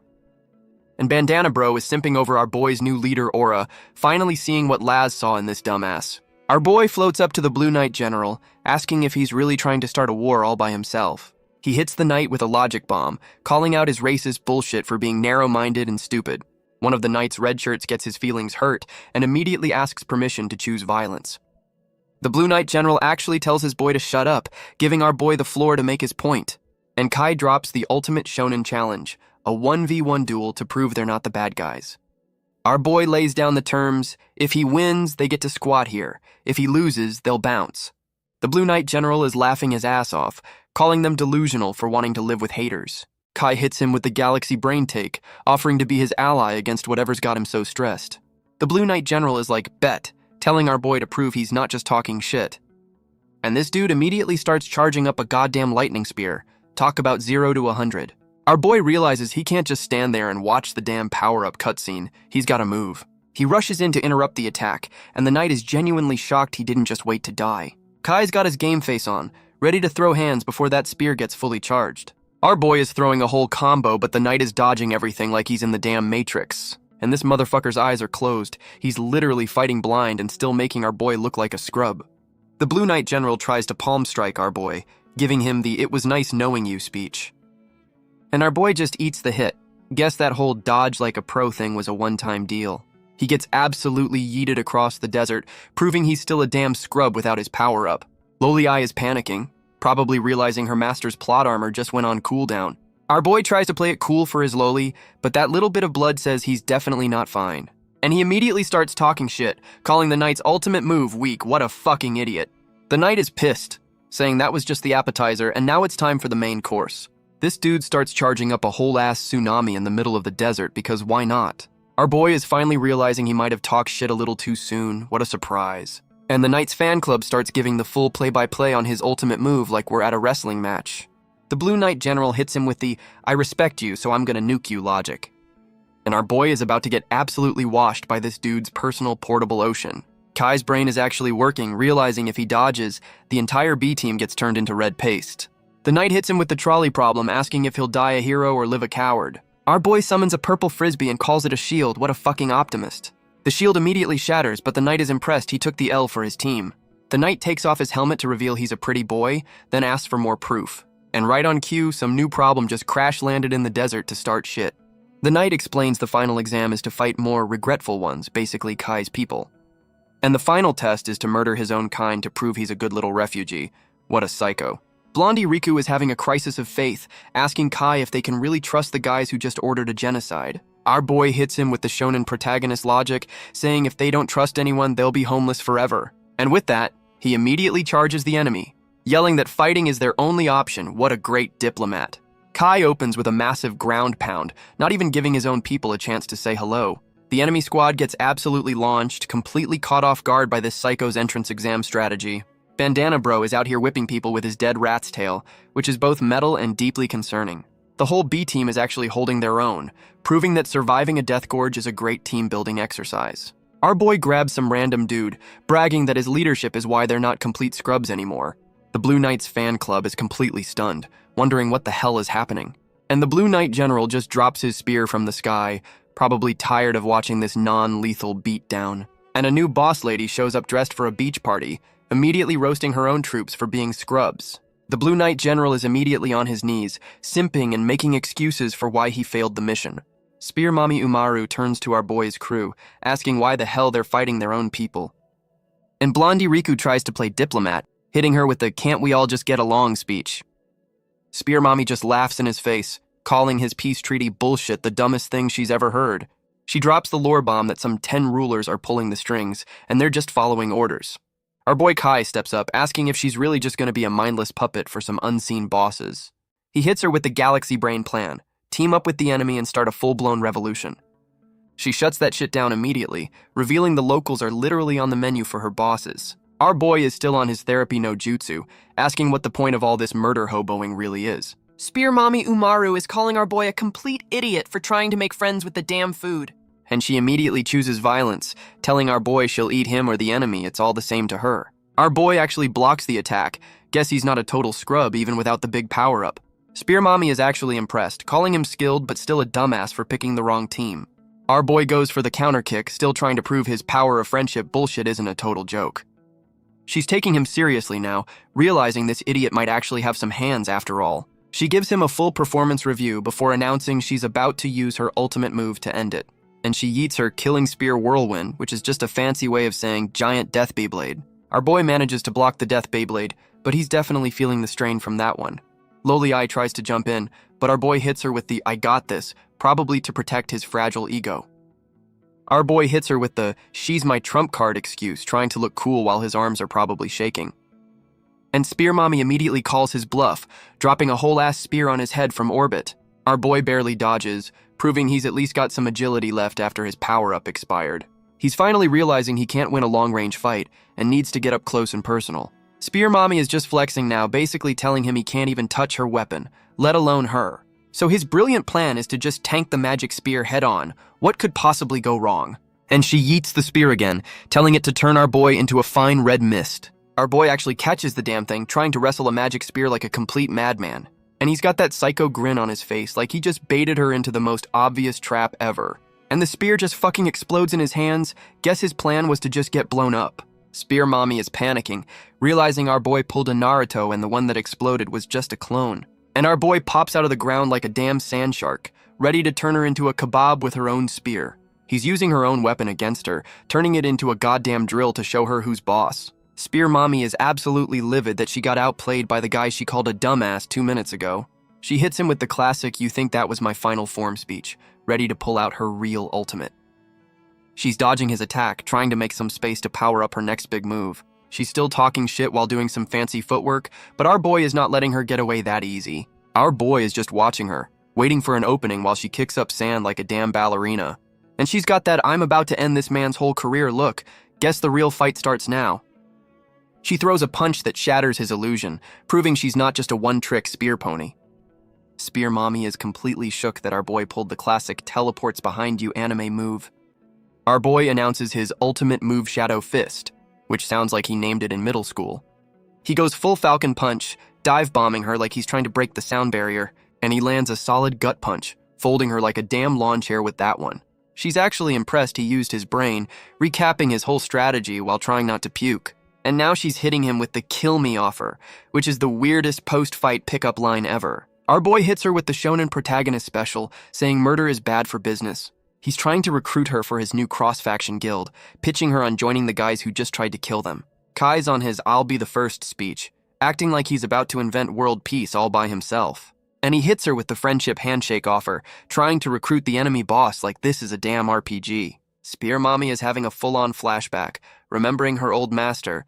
Guess our boy's speech hit a nerve. And we're in her tragic backstory, where a baby Spear Mommy is about to risk it all for a damn loaf of bread. But of course, some asshole's hand swoops in to snatch the food right before she gets it. This dickhead pulls a sword on a kid, saying she's not worthy of the bread. What a fucking hero. And he's about to execute a literal child over a carb, promising a quick death like it's a fucking favor. But some shirtless Giga Chad swoops in to save the day, blocking the attack like a true shonen sensei. He apologizes for being late, and you can already tell this is the dude who shaped her whole worldview. And yup, she's calling him master while he gives her the "you're safe now" hug. This is 100% her origin story. She's asking him why they're always fighting, and he's giving her the "war never changes" speech. And he drops the final lesson. Anyone who tries to make peace in their country just gets fucking killed. Her master gives her the "we gotta survive to rebuild" speech, the classic shonen protagonist starter pack. And she's calling our boy the fool her master was talking about. Guess he's got that main character energy. Back in the present, Spear Mommy admits our boy's got that special brand of dumbass charm. She's actually considering his offer, realizing he's the fool her master predicted would show up. But she immediately hits him with the "you're not high enough level for the final bosses yet." So she's giving him a final exam. Prove he's not just talking shit or she'll keep trying to murder him. She's back on her kill or be killed bullshit, ready to throw down for her squad's survival. And she starts absorbing some dark energy, because a friendly duel is too boring for this psycho. She's having a full-on power-up seizure. Guess this is her version of going Super Saiyan. And she goes full demon mode, horns and all, because of course her final form is an edgelord's wet dream. Kai's like, "Hold up, you ate a shadow beast, WTF? This dude's power-up game is wild." Kai and Loli Eye are plotting, and she looks like she's about to drop some truth bombs. Loli Eye's like, "Don't even think about eating me for a power-up, perv." She knows his game. Kai's clarifying he wants her to transform into grown-up Ai, not be a snack. Smooth. Real smooth. Loli Eye's calling him out for being a thirsty creep, and honestly, she's not wrong. Spear Mommy struts in like she owns the place, dropping the "I'm just following orders" line. Spear Mommy's threatening them with death if they can't beat her. Classic villain move. Grown-up Ai's back and ready to rumble, shadow sword and all. Let's go. Spear Mommy charges in and it's on. Time for a desert showdown. Grown-up I blocks Spear Mommy's attack looking like a seasoned pro. Get it, girl. Our boy Kai is charging up a Rasengan while Grown-up I and Spear Mommy have their dance-off. Spear Mommy is giving them the I'm not impressed side-eye. She's already seen this shit before. She hits them with the breakdance whirlwind slash, dodging both of them like a damn pro. Kai's telling Grown-up I to stay back while he plays bait. What a gentleman. And Grown-up I immediately ignores him and charges in, because she's the one with the big sword. She comes in with the aerial wind slash, trying to end this with a flashy finisher. But Spear Mommy just swats it away like a damn fly. She's not even breaking a sweat. The attacks collide, creating another pretty light show that probably does 0 actual damage. Our boy tries to pull the same distraction move again, yelling, "Take this!" like a damn Power Ranger. And Spear Mommy immediately calls his bluff and shanks the real him. Guess that trick only works once. Spear Mommy is flexing on our boy, bragging that her attacks are basically homing missiles of pain. Our boy hits her with the 5D chess move, revealing the clone was actually him and he just tanked the hit. She's completely shook that this dumbass willingly got impaled just to get in close for a punch. And he sends her flying with a goddamn uppercut, proving his pain tolerance is higher than his IQ. She eats dirt while our boy just stands there, probably bleeding internally but trying to look cool. And she's actually laughing on the ground, congratulating him on the win like this was just a friendly spar. Our boy immediately cashes in his victory token, telling her to join his crew as promised. She actually agrees. Guess getting folded by a dumbass is her version of a job interview. Spear Mommy immediately tells her goons to chill the fuck out, calling off the whole damn war. And she announces to her whole army that they're following our boy now. What a fucking glow-up. And her goons are already on board, hoping our boy can lead them without all the murder hoboing. Spear Mommy is on her redemption arc, declaring she's trying this whole no bloodshed thing now. Her whole army is literally crying with joy, ready to follow her into this new pacifist MLM scheme. Our boy is looking at her like there's a catch, because there's always a fucking catch. And she immediately hits him with the, "No time to explain, listen to this secret plot dump." She's giving him the full history lesson, saying this new war is a whole different kind of fucked up. And she drops the bomb that one of the 10 rulers is about to start some shit. Guess we found the final bosses. Our boy is asking the real questions, like why these god-tier psychos are even bothering with a war. She explains the rulers are just farming strong people to eat, running a whole damn Hunger Games for snacks. And apparently they keep the war small so no one gets strong enough to fight back. What a bunch of cowards. Spear Mommy's dropping the lore bomb, saying some new psycho showed up and fucked everything up. And the new problem is some red-haired edgelord named Gilbert, who looks like he just crawled out of a Hot Topic. Our boy asks his Loli if she knows the guy, and she's just as clueless as he is. What a great intel team. Spear Mommy reveals this Gilbert dude is a shadow beast, which explains the whole I'm evil aesthetic. Our boy and his Loli are completely shook, realizing they just went from fighting people to fighting actual monsters. She explains some shadow beasts leveled up their IQ and became god tier by eating people, basically a rival faction of psychos. Our boy's finally using his brain, asking if these cannibal monsters have their own kingdom to rival the other psychos. And yup, they've got their own damn country, the Shadow Beast Wasteland, which sounds like a lovely vacation spot. Apparently the OG Shadow Beasts were just trying to nap forever, minding their own damn business. But of course, this Gilbert psycho had to wake up and choose violence, rolling up to the ruler's crib to start shit. Spear Mommy explains this Gilbert psycho just walked into the ruler's crib and left them speechless. Our boy is trying to process this new lore dump about some mystery pill. She reveals her demon form came from a steroid pill that fuses you with a shadow beast. And of course, the fine print on that power-up is a guaranteed death sentence. Our boy actually uses his brain, asking why they'd waste good food with a suicide pill. She's like, beats me, but everyone else who took it is dead, so good luck. She hits him with the vague, a big crisis is coming warning, because of course she does. And she drops the deadline. They've got 3 months before the next big invasion. She's basically saying if she dies, they're sending in the manager next time and he's a dick. And she fades out, putting all her hope in our boy to find the no-kill route. Our boy Kai is feeling himself, saying 3 months is plenty of time to prep for the apocalypse. Kai and his Loli are walking into the Knight's camp like they own the place, ready to start their new alliance. Our boy is giving the Blue Knight General the you better not be a liar stare, making sure the deal is still on. And the Blue Knight General officially welcomes him to the team. Guess he's a man of his word after all. 3 months later, and they've built a whole-ass castle in the desert. Talk about a glow-up. And here come the new villains, a whiny Skull Kid and some shirtless dude with octopus tentacles. Skull Kid is pointing out the new fortress, wondering where the hell this thing came from. Tentacle Bro is getting all excited, thinking this new castle is an invitation to throw hands. And Tentacle Bro immediately charges in, ready to find out who's dumb enough to challenge the 10 rulers. But the place is a ghost town, and Skull Kid is already calling our boy's crew a bunch of idiots. Tentacle Bro is already monologuing, calling our boy's crew dumbasses for not understanding the local physics. And of course, the welcome mat is a bunch of goddamn floor spikes, classic. They're just standing on the spikes, completely unimpressed, while Skull Kid gives a sarcastic, "Oh no, scary." Tentacle Bro is giving a whole lecture on power scaling while walking through the trap like it's a damn museum. And now we've got flying axes, because this place was clearly designed by a 12-year-old D&D master. Tentacle Bro doesn't even flinch, just turns to face the incoming hardware like he's bored. He just catches the damn axe midair with his bare hand, what a fucking show-off. And then he crushes the axe head with his grip, just to make sure everyone knows he's on his bullshit. But he suddenly smells something, and his whole "I'm a badass" vibe immediately evaporates. This psycho is finally on high alert, realizing the lame traps were just the appetizer for the main course. And Tentacle Bro immediately gets caught in a cage looking like he's already so over this shit. He tries to punch his way out, but this ain't some cheap-ass Spirit Halloween prop cage. This psycho realizes he's been nerfed by some damn flowers. Guess our boy's been gardening. And of course our boy Kai and his Loli are watching from above like a couple of proud parents. They're giving each other a high five like they just won the damn science fair. What a couple of nerds. Tentacle Bro spots them, demanding to know who built this surprisingly sturdy piece of shit. Our boy Kai hits him with the smug protagonist pose, ready to drop his master plan. He gives a whole-ass lecture on teamwork, like this is some after-school special about friendship. Kai is still flexing his power of teamwork speech, acting like he just invented the concept. But Tentacle Bro hits him with the "you forgot my partner," revealing Skull Kid is still outside. And Skull Kid finally makes his entrance, acting all high and mighty like he wasn't just standing outside. This little psycho is complaining that our boy is trying to end the fight too soon.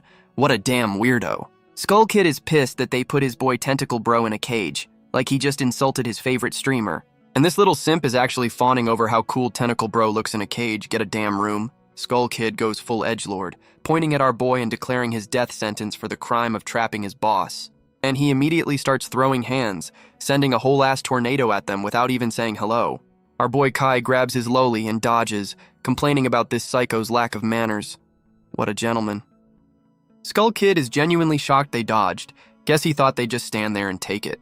So he just spams the same move over and over, hoping one of these damn tornadoes will eventually connect. Our boy realizes he's out of room to dodge and has to tank this shit. This is not looking good. Our boy Kai braces for impact, looking like he's about to get absolutely shredded by this psycho's Beyblade attack. He tanks the hit and is already bleeding, realizing this psycho put fucking rocks in his sandstorm. Skull Kid is bragging about his sand and stones combo, acting like he just invented the world's shittiest blender. This little psycho asks his caged boss for permission to keep our boy, and Tentacle Bro is like, "Sure, have fun."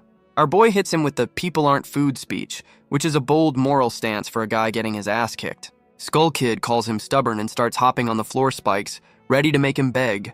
This psycho is coming in with a dive kick, promising to eat our boy after he makes him kneel. What a creep. And he's back to spamming his one move, trying to tear down the whole fortress with his damn sandstorm. The giant tornado is back and Skull Kid is taunting them from the sky like a true edgelord. Our boy decides there's only one way to deal with this, which probably means he's about to do something incredibly stupid. Kai tells Loli Eye it's go time, about to pull some crazy shit. Loli Eye is shook, wondering what this dumbass is planning now. Kai yeets Loli Eye like a goddamn football, what a gentleman. Kai sends a water tornado at Skull Kid, guess he's learned a new trick. Skull Kid is unimpressed, calling this infighting a snooze fest. Skull Kid watches the tornado approach, wondering if it's even worth dodging. Grown-up Eye slices through the tornado like it's nothing, what a badass. Grown-up Eye spins around Skull Kid, creating a water vortex. Skull Kid is still unimpressed, saying she's just delaying the inevitable. Grown-up Eye tells Skull Kid she'll keep slashing until she lands a hit. Skull Kid is screaming for his boss, realizing Grown-up Eye is actually about to turn him into sushi. And Tentacle Bro is just chilling in his cage, drinking, completely ignoring his boy's panic attack. Tentacle Bro finally gets up, calling his own subordinate useless and announcing playtime is officially over. This psycho starts monologuing, asking our boy why he's a commander while Spear Mommy is just a warden. And he just melts the cage with the alcohol he was drinking because of course it was acid. Our boy is sweating bullets, realizing their whole sturdy cage plan just got dissolved by some villain moonshine. Tentacle Bro is still on his bullshit, bragging that he can solo anyone, anytime, anywhere. He's officially out of the cage and ready to throw hands. Guess the real boss fight is starting now. But our boy Kai isn't just gonna stand there, already charging up to stop this psycho's victory lap. Kai lunges in, ready to shut this dude's monologue down with a face full of fist. Tentacle Bro goes full anime villain, talking about his infinite strikes like he's a damn fighting game character. And he immediately starts throwing hands, hitting our boy with the full aura, aura, aura treatment. Our boy Kai eats a clean hit to the jaw. Guess his face tanking skills are still top tier. He gets absolutely launched, and grown-up Ai is having a full-on panic attack for her master. Tentacle Bro tries to finish him off with a damn laser beam. This psycho has zero chill. But grown-up Ai jumps in to parry the attack, proving she's the only competent one on this team. Tentacle Bro is actually impressed, while Skull Kid simps from the background like a proud parent. She's dodging his laser spam like she's playing Tuhu on lunatic mode, what a pro. Grown-up Ai goes for the counter slash, trying to put this psycho in his place. And she's completely shook that her sword didn't even scratch his attack. Guess this dude's got plot armor. Grown-up Ai gets blown back by the attack, but at least she's still in one piece. Our boy is just happy his waifu is safe, completely ignoring the fact he just got his ass handed to him. And she immediately grabs him by the collar, calling him a pervert while telling him to get his head in the game. They barely dodge another laser beam, proving this psycho's only move is spamming the attack button. The whole squad is just staring them down, probably wondering why these psychos are so damn extra. And Tentacle Bro just calls it a day, saying he's bored and will be back later. What a fucking diva. He and his little simp just walk off, leaving our boy's crew completely confused about what just happened. Our boy and grown-up Ai are completely gassed, realizing they just survived by the skin of their teeth. Kai's having a full-on existential crisis, wondering if they're even strong enough to fight these new bosses. And we see Tentacle Bro reporting to some new final boss, confirming he's just another middle manager. The new final boss is some pretty boy general, and he's already got that "I'm better than you" smirk down. Tentacle Bro is reporting that our boy's crew actually built a base. What a fucking concept. This psycho is getting all giddy about new test subjects, which is never a good sign for the main characters. And Tentacle Bro just takes the order. Guess he's just the muscle for this new pretty boy psycho. This motherfucker is just casually sipping wine, planning a whole-ass war like it's a damn dinner party. He's giving the whole to victory speech, acting like he's the damn hero of this story. And with that psycho smile, he officially kicks off the next season of murder and mayhem. 1 month later, and our boy's crew has a whole-ass peace fortress, which is just asking for trouble. And Bandana Bro has been demoted to the fucking secretary, drowning in a sea of paperwork. My man is so stressed he's trying to write with 2 pens at once. Guess peace is hell on the wrists. And Bandana Bro is having a full-on mental breakdown, realizing peace is just a different kind of war. He's officially had enough of this desk job and is on a mission to make our boy share the pain. And where's our fearless leader? Passed the fuck out in the middle of the training grounds. Our boy and his lowly are just napping the day away, completely oblivious to the incoming paperwork-fueled rage. Kai's slacker senses finally kick in, realizing his nap is about to be rudely interrupted. He greets Bandana Bro like he didn't just delegate his entire workload onto him. What a great boss. Bandana Bro is radiating pure, unadulterated rage at the sight of this lazy dumbass. And he goes full shadow mode, ready to file a formal complaint directly into our boy's face. Bandana Bro is chasing our boy down, screaming about broken promises and the horrors of middle management. And now our boy is getting hazed by his own secretary, learning you don't fuck with the admin department. Our boy is paying for his nap time with 1,000 push-ups, using his lolly as a goddamn weighted vest. He finally hits the 1,000 rep mark, looking like his arms are about to fall the fuck off. And Loli Ai is already back to simping, calling him amazing for doing his punishment workout. Bandana Bro is still on his ass, calling him arrogant for thinking a new wall will solve all their problems. Our boy hits him with the smug, "Don't worry about me," like he didn't just get folded by Tentacle Bro. Kai actually apologizes and asks his secretary to keep hazing him, which is a wild HR violation. Bandana Bro is still the voice of reason, asking if their new sandcastle is really gonna stop the next psycho. Our boy goes full shonen protagonist, giving a thumbs up and promising a safe space for everyone to grind XP. Kai hits him with the "You prefer chaos?" line, while Bandana Bro just looks so done with this dude's optimism. And he ends with the friendship shoulder pat, talking about flying home like he's about to invent an airplane. Kai's on his power of hope bullshit again, and Bandana Bro is just wondering if it's too late to find a new leader. And Bandana Bro is actually buying into the dumbass's optimism. Guess the Stockholm Syndrome is kicking in. Our boy announces a new alliance and immediately delegates all the actual work to Bandana Bro so he can nap. And he just fucking bolts, leaving his secretary to handle international diplomacy. What a king. Bandana Bro is having his daily "why did I sign up for this shit" moment, a true middle manager's lament. And here comes the welcoming committee, led by some pretty boy in a vest I'm gonna call Flower Boy. Flower Boy is already stressing out his red shirts, worried his boss is gonna give him a bad performance review. His goon points out the new arrivals, and Flower Boy looks like he's already over this whole diplomacy thing. And the new envoy is some goth loli with her squad of mysterious cloaked edgelords. Flower Boy officially welcomes Goth Loli to the Peace Fortress, which is the most ironic name for this place. Flower Boy is already throwing shade, asking Goth Loli why our boy sent a kid to do a man's job. Goth Loli hits him with the, "Our house is a death trap, so we're meeting you here" excuse, real welcoming. Flower Boy is like 8-bet, telling her to lead the way like he's not already planning a hostile takeover. And the two squads take a nice, long, awkward walk through the desert. You can just feel the tension. Flower Boy's spidey senses are tingling, realizing something about this whole setup is a little too convenient. He plays it cool when Goth Loli asks what's up, but you know this dude is about to choose violence. They finally arrive at the Peace Fortress, which looks way too nice to be in the middle of this shithole. Goth Loli gives him the look but don't touch warning because their insurance doesn't cover dumbasses. And Flower Boy immediately drops the nice guy act, calling her out and telling his goons to get her. The welcome party immediately turns into a goddamn standoff. Guest diplomacy was never on the menu. Flower Boy is demanding answers from Goth Loli, who's just standing there looking smug as hell. He's calling out the Peace Fortress name as total bullshit, demanding to know who the hell they are. Goth Loli tries to gaslight him, insisting this is the place and inviting them into the obvious death trap. Flower Boy gives her the "you really think I'm that stupid" look, not buying her act for a second. So he just walks up to a random wall to test his theory, because fuck it, why not? And he immediately winds up to punch the shit out of it. Guess that's his version of a building inspection. He hits the wall with his Fuji exploding dream, which is the edgiest name for a punch I've ever heard. The whole damn wall crumbles, and he's wondering why a peace fortress has self-destructing walls. He's done playing nice and threatens to get the truth out of Goth Loli the hard way. Goth Loli drops the act, calls him clever for a fool, and immediately springs the damn trap. And the trap springs, chaining up Flower Boy's ankles like he just got put on a fantasy chain gang. His red shirts are also getting caught, screaming like they've never walked into an obvious trap before. Goth Loli's cloaked goons immediately move in for the kill, because of course this was an ambush. She hits him with the smug "it's over" speech. Guess she's seen this movie a few times. Flower Boy is laughing it off, powering up some dark energy like a pair of ankle bracelets will stop him. He goes full Wolverine with a rose claw, trying to give Goth Loli a lethal manicure. But some giant roll of toilet paper swoops in to block his attack. What the actual fuck? And now he's getting gift-wrapped like a damn mummy, completely unable to move. The toilet paper has eyes and is a shadow beast. Guess Goth Loli has a pet monster. She reveals her pet can literally draw shit into existence, so she's basically a goddamn artist.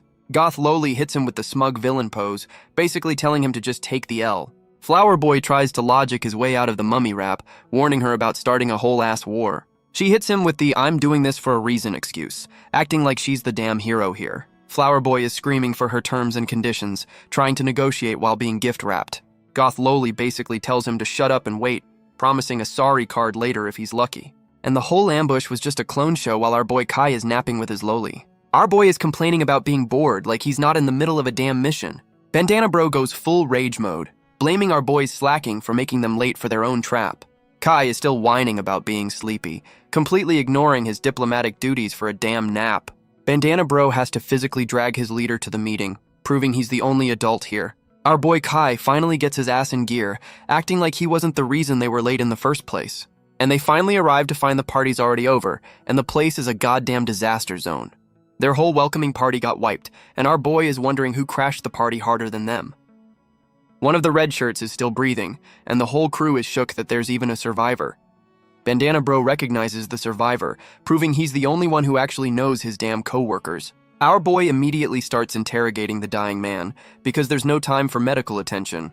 The dude croaks out that Goth Loli got eaten by a shadow beast to save them. What a fucking plot twist. Our boy is trying to process this, probably wondering how their own damn trap went so sideways. And without a second thought, our boy is ready to charge in and save the day as usual. But Bandana Bro hits him with the hold-up, trying to stop this dumbass from running into another trap.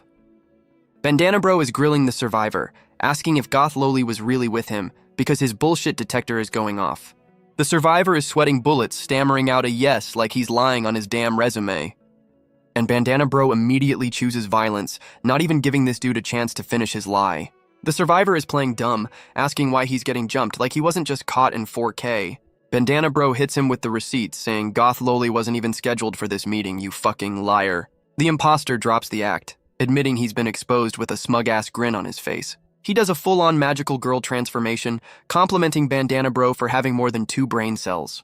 Our boy Kai steps in, asking why he'd betray them when they were supposed to be allies. What a fucking optimist. Kai's also wondering how this dude got a power-up so fast, finally noticing the damn power creep.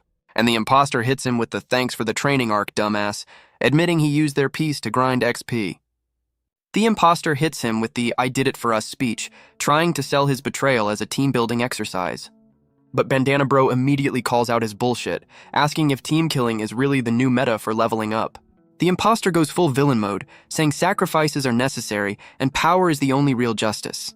He hits them with the thanks for the carry, now get out of my way or die. What a fucking gentleman. Our boy Kai goes full shonen protagonist, declaring he'll never accept anyone who kills their own damn teammates. And with his friendship speech over, he immediately charges in to beat some sense into this traitorous dumbass. The imposter is mock crying about how touching it is before pulling out a goddamn bug to do his dirty work. He unleashes his abyss centipede, which looks about as threatening as a damn gummy worm. The whole crew is just staring at this tiny-ass bug, wondering if this dude is actually serious right now. And of course, the fucking thing goes kaiju mode and tries to eat Loli Eye, because of course it does. Our boy and Bandana Bro are bracing for impact, realizing this dude's pet bug is not a fucking joke. The imposter is standing on his new kaiju, asking our boy if he's impressed with the size of his worm. This psycho is still monologuing, saying his murder bug is for war, not for our boy's friendship is magic bullshit. The whole damn desert starts shaking, and our boy is wondering if this thing's got an earthquake attack. And the ground splits open, swallowing a bunch of red shirts while our boy's crew tries not to fall in. Bandana Bro sends in his trusty rat to save the falling goons, because he's the only one doing his damn job. The rat goes full Batman mode, turning into a damn parachute to catch the falling red shirts. The rat chute is straining under the weight, looking like it's about to have a very, very bad day. Bandana Bro delegates the boss fight to our boy while he handles the rescue mission. What a fucking leader. And our boy immediately charges the giant murder bug head on, because of course his only plan is punch it. Our boy Kai is completely caught off guard by a giant fucking rock coming out of nowhere. He immediately punches through it, asking the imposter if he really thought that would work. What a show-off. Loli Eye is simping from the sidelines while the imposter just stands on his murder bug, completely unbothered. The imposter summons a bunch of giant fucking pyramids from the sand. Guess he's an Egypt nerd. This psycho is bragging that his bug is basically a god in the desert. What a fucking tryhard. He's giving our boy the full "this is goodbye" speech while trying to turn him into a human panini. Our boy is trying to hold the pyramids apart with his bare hands, looking like he's about to get folded. The imposter is actually trying to recruit him mid-fight. Guess he respects the hustle. And Kai hits him with the classic, "don't mess with me," because he'd rather die than join the bad guys. The imposter just shrugs and says, "what a shame," ready to turn our boy into a pancake. The imposter is still on his monologue, ready to turn our boy into a human panini. This psycho hits him with the "where's my partner" taunt, trying to be a damn Bond villain. And right on cue, a giant fucking laser beam comes in for the last-minute save. The imposter and his murder bug are getting absolutely blasted, completely caught off guard. This dude is completely shook, wondering how the hell his perfect plan just went up in smoke. And it's Loli Eye, explaining her laser got a buff when our boy leveled up. What a great support character. Our boy Kai busts out of the rock, ready to return the favor for that near-death experience. He punches a clean hole through the pyramid, just to make sure the imposter knows he's fucked. Kai hits him with the smug "surrender now" speech, acting like he had this planned all along. But the imposter hits him with the "this isn't even my final form" classic. What a fucking loser. The imposter's murder bug just pops back up, and this psycho is just standing there like he didn't just get blasted. The murder bug pulls a damn tremors and just fucking vanishes underground, leaving a giant sinkhole. And the imposter is actually complaining that his own damn murder bug dipped. What a fucking amateur. Our boy asks his personal radar where the bug went, but she's drawing a blank. Guess it's gone for good. Our boy is having a galaxy brain moment, realizing the imposter just pulled a fast one on them. Kai is on his knees screaming at the sky because the villain escaped. Talk about a sore loser. And Bandana Bro is just staring, completely deadpan, at his leader having a public meltdown. And now the civilians are apologizing to Bandana Bro for the imposter's bullshit. Talk about misplaced guilt. Bandana Bro, the only one with a brain, explains the imposter pulled his punches. This was all just a show. And some old timer drops the lore that the imposter's been busy, probably plotting this whole betrayal arc. Bandana Bro tells the old timer he's gonna do some actual detective work on the imposter's travel history. He's on a mission to figure out how that traitor got his power up, because he's the only one with a damn brain. And we're back at the Peace Fortress, which is turning out to be the most ironic name in history. Bandana Bro is losing his shit over some child abduction cases that nobody bothered to report. What a great admin team. And some random red shirt is making excuses about being understaffed, blaming the damn immigrants for everything. Our boy Kai is just chilling while Loli Eye sips her juice, finally realizing other people have problems too. Bandana Bro connects the dots, realizing the imposter was probably hanging around all the kidnapping hotspots. He's wondering if there's a whole secret society pulling the strings, because of course there fucking is. My man is trying to solve a whole conspiracy while worrying about a peace treaty. This dude needs a vacation. And our boy Kai, after contributing nothing, decides he's done with talking and is just gonna go punch the problem. Bandana Bro asks if they have a plan, looking like the only competent one. Blondie Riku's got a plan and it involves child abduction. What could go wrong? Blondie Riku realizes Kai's too famous for undercover work, duh. Bandana Bro is thinking hard, probably regretting trusting these dumbasses. Loli Eye volunteers as tribute, ready to infiltrate the enemy's daycare. The Peace Fortress gets a dramatic zoom because why not? Loli Eye is not happy about the makeover. This is child abuse. Some random citizen thanks Kai for building a safe space. What a hero. Shadow refugees are causing trouble. Guess peace is short-lived. Pink Hair is back, and she's caught a bug, literally. Pink Hair is telling her pet bug to chill. Guess it's part of her helpless child disguise. And of course, some local brats immediately run her over because kids are just tiny assholes. She eats shit and drops her food, and the undercover mission is already off to a fantastic start. This little spiky-haired asshole stomps her food and calls her a monster. What a fucking hero. Pink Hair is trying to sell the I'm not a monster act, but the bug on her shoulder isn't helping. Spiky Kid hits her with his tragic backstory, blaming her for his parents getting eaten, classic projection.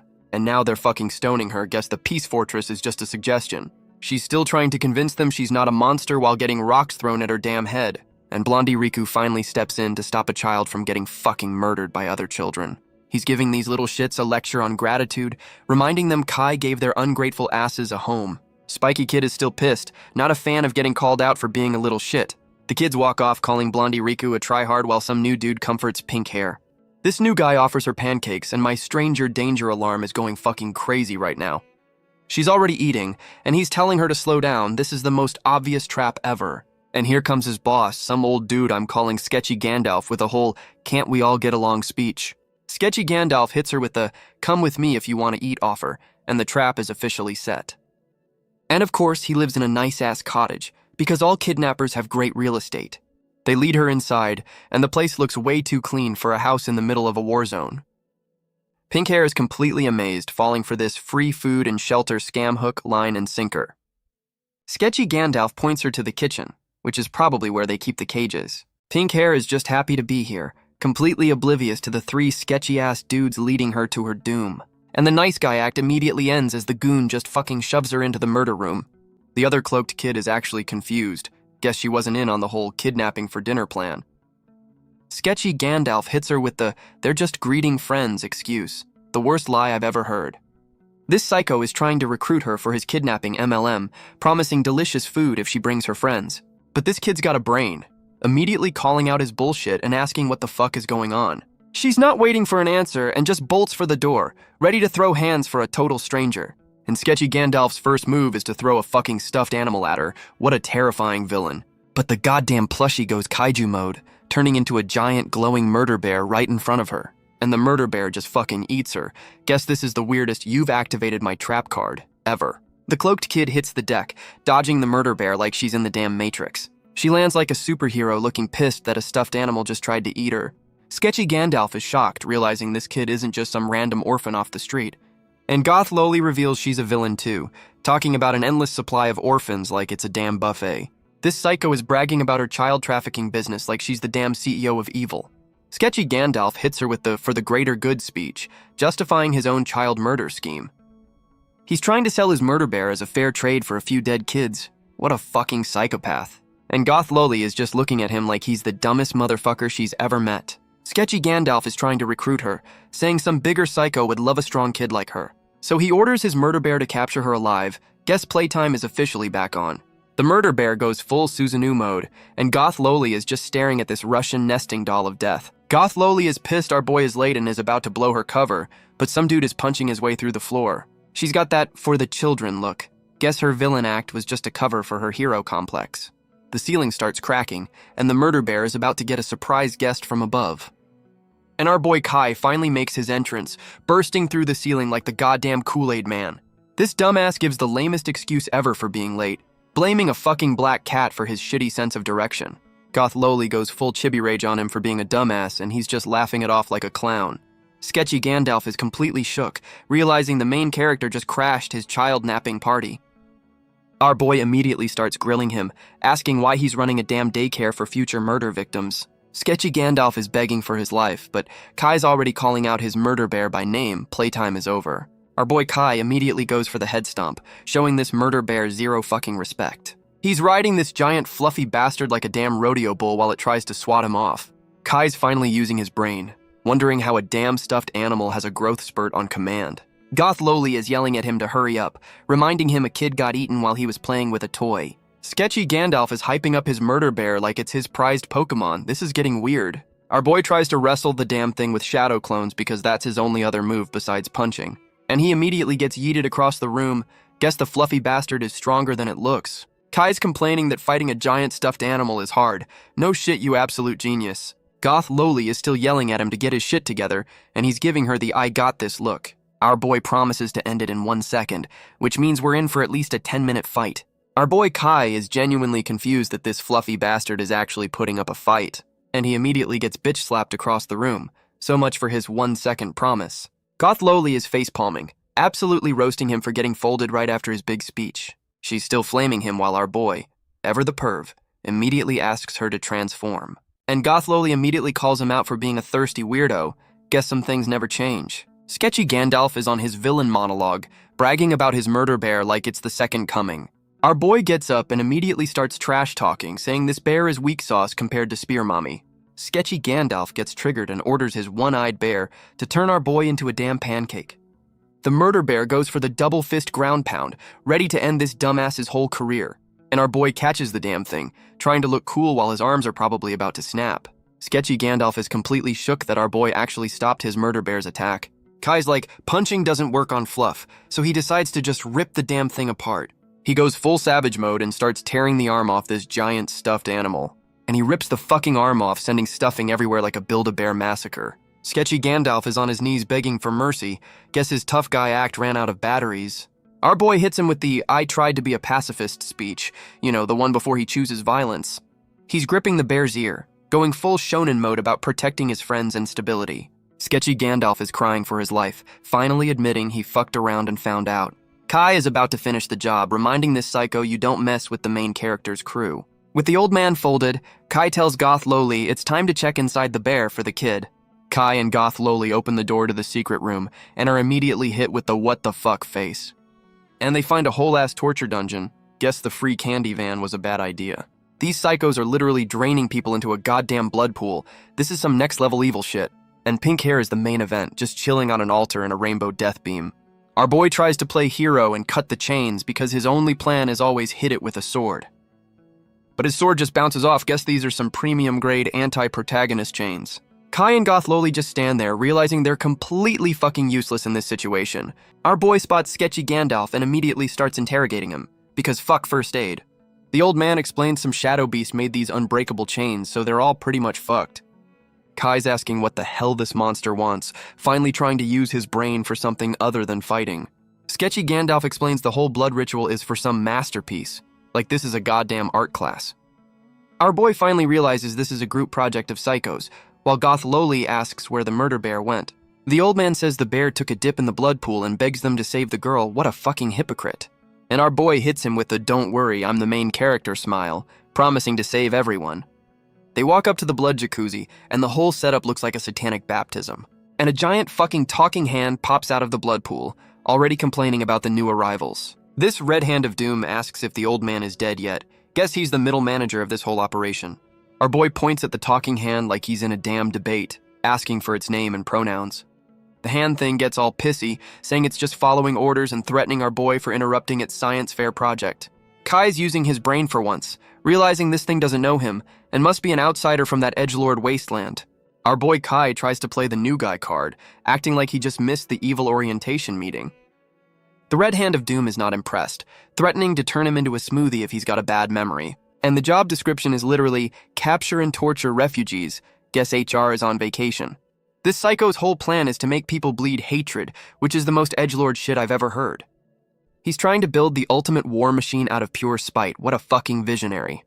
Kai's still on his undercover bullshit, asking if this whole torture dungeon thing is leading to a war. The hand calls him a dumbass, explaining that war is just a faster way to farm XP and dead bodies. And apparently this whole murder fest is to free the Shadow Beast from some kind of bondage, kinky. Our boy is finally putting the pieces together, wondering who the final boss of this whole shit show is.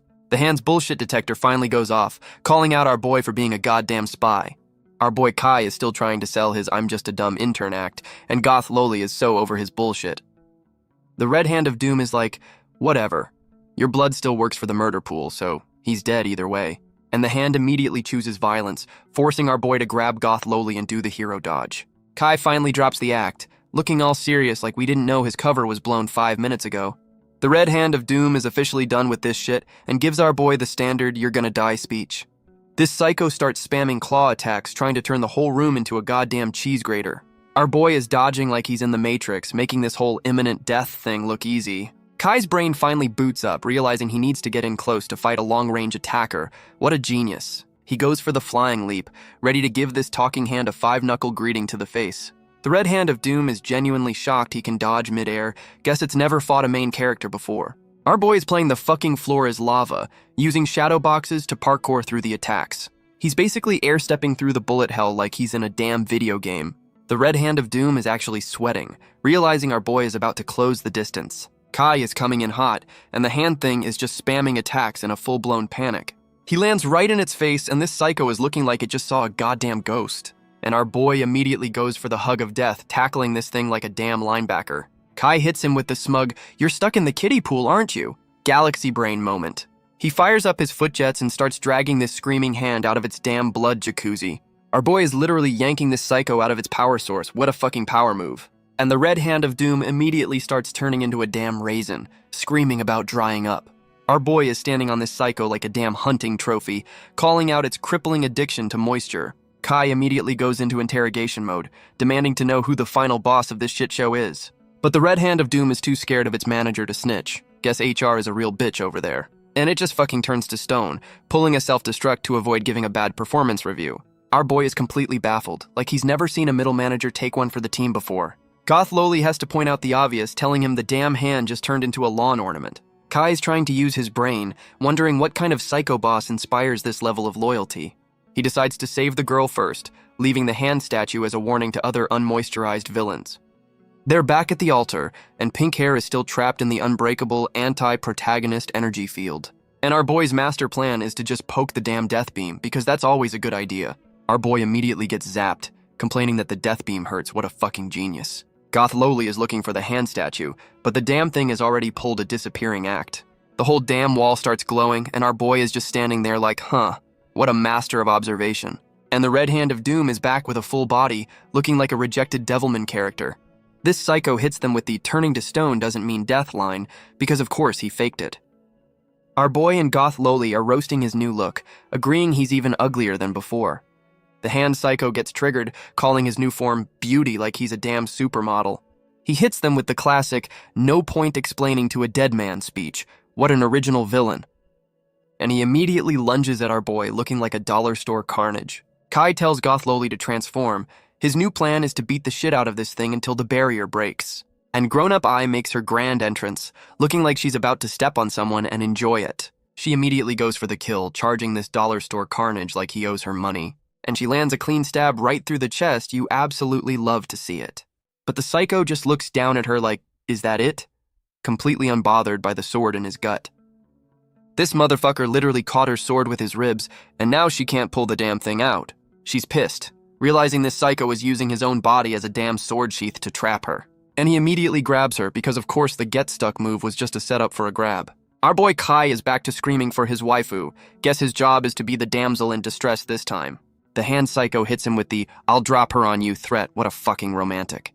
But our boy's brain finally boots up, realizing this thing is just a puppet and the real body is somewhere else. Our boy Kai hits him with the "I'll just beat up your hand then," because fuck finding the main body. And he immediately starts throwing hands, trying to give this psycho's arm a damn chiropractic adjustment. Kai goes full gorilla mode, trying to rip this dude's arm off like he's opening a stubborn jar of pickles. And the hand psycho immediately folds, begging to snitch before our boy turns him into a damn finger puppet. This psycho starts a whole-ass TED talk on shadow beasts, explaining they're just emo ghosts with regrets. He's giving a full bestiary lecture, saying animal beasts are from basic shit like wanting more bacon. And object beasts are for people with protection issues. Guess these guys are just walking therapy sessions. Apparently, humanoid beasts are for losers who wanted a glow-up, which explains a lot of these villains. Our boy's brain short-circuits, wondering if his waifu exists because he's a crossdresser or just lonely. And Loli I immediately starts beating his ass for being a pervert. Guess we got our answer. Goth Loli is shaking the shit out of this hand, demanding to know how this lore dump is supposed to save the girl. Our boy is standing on the hand psycho like a damn soapbox, telling it to spit out the info already. The hand explains the whole murder fest is a science experiment to separate beasts from owners without them going feral. Kai's finally using his brain, asking why they're specifically targeting refugees for their fucked up science fair. And the answer is because they're basically walking Duracell batteries of shadow energy. What a fucking convenience. The hand finally explains the obvious. Break the blood pool's connection to the barrier to save the girl. But when Kai asks how, the hand psycho just fucking melts and turns into a goddamn suit of armor for him. Our boy and his waifu are just staring, completely confused as to why the villain just gave him a power-up. And the hand armor immediately fucking explodes because of course it was a goddamn suicide bomb. Our boy is already getting melted by the blast. Guess that free power-up had some serious hidden fees. Our boy is completely shook that the red hand of doom just respawned, because of course it did. This psycho hits them with the "you fell for my trap" speech, powered by his murder jacuzzi. He's bragging about his infinite puppet supply like he's the goddamn Zerg rush of bad guys. The dollar store carnage lunges in, ready to turn our boy into a fine red mist. But the hand psycho is suddenly having a full-on panic attack. Guess his plan just shit the bed. His puppets are melting and he's whining about being so close. What a fucking loser. This psycho is on the floor begging his boss for forgiveness. What a goddamn simp. Our boy's brain is buffering, wondering if the villain just had a fucking stroke mid-fight.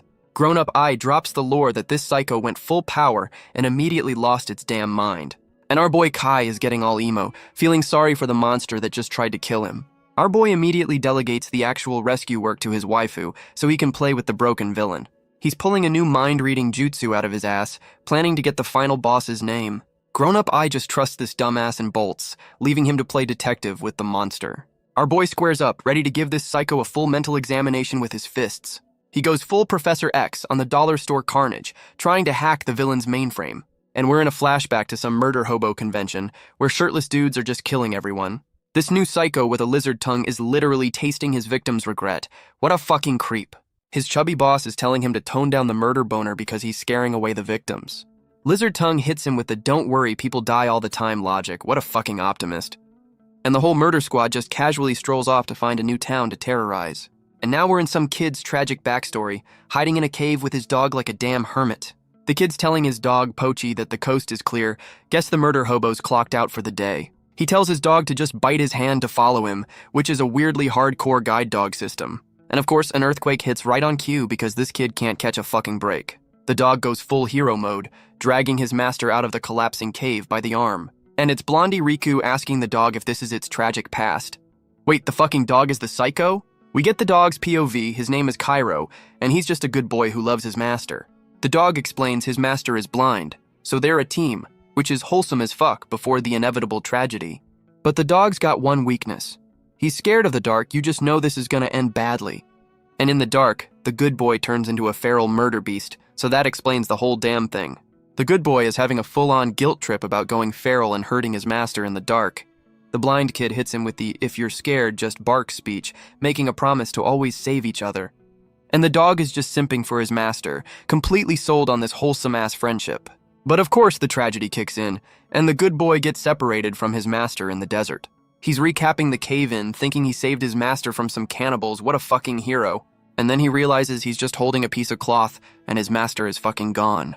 While searching, he runs into some new cloaked psycho who looks like he eats puppies for breakfast. The good boy is completely frozen, realizing this new dude is not on the help find my master team. The cloaked psycho is amused by this lost dog, calling him interesting like he's a damn science project. And he hits the dog with some manipulative bullshit about breaking his bond to find his master. The corruption arc begins. This new psycho Gilbart hits the dog with the "be my lab rat and I'll help you" scam. And the good boy, desperate as hell, just agrees without reading the fucked up terms and conditions. So now he's a goddamn blood collecting mule for this psycho's fucked up science fair. The dog starts turning into his master's hand, which is the most fucked up monkey's paw shit ever. He's fully transformed into the red hand of doom, huffing that sweet, "it's for my master" copium. And now he's blaming our boy Kai for ruining his plan, like they didn't just walk in on a murder dungeon. The hand psycho is having a full-on meltdown, begging his imaginary master not to leave him. Our boy Kai goes full therapist mode, asking if he's really lost or just deep in denial. The hand psycho is still screaming, "Nuh-uh, not ready to face the goddamn music." So Kai's like, "Aight, bet," powering up to serve this psycho a reality check, sword first. Our boy is forcing this psycho to watch his own tragic backstory, and the dude is not handling it well.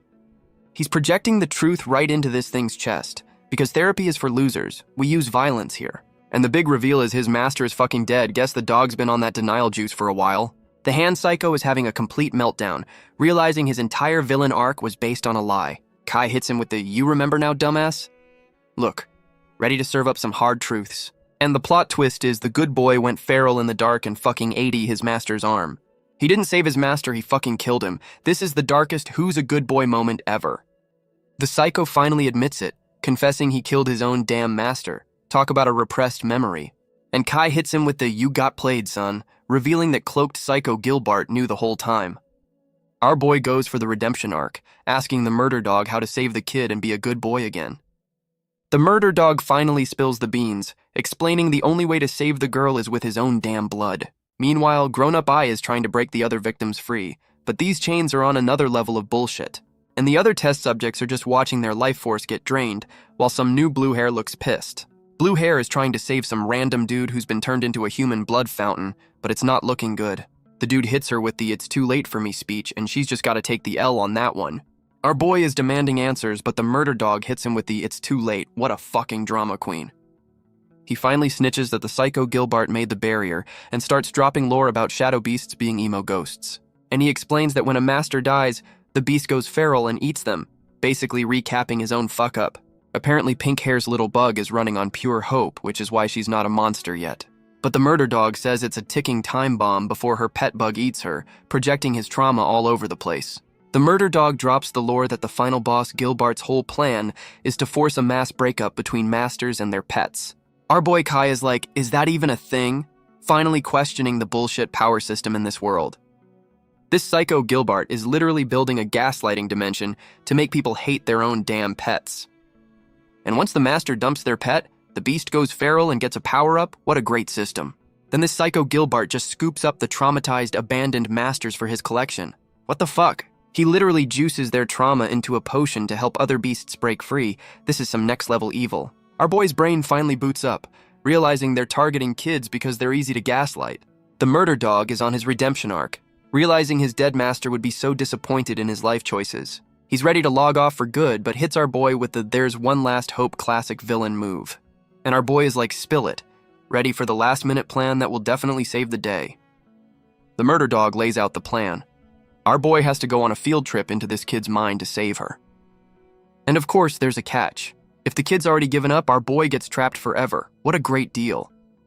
Kai immediately cuts himself without a second thought, because why think when you can just bleed everywhere?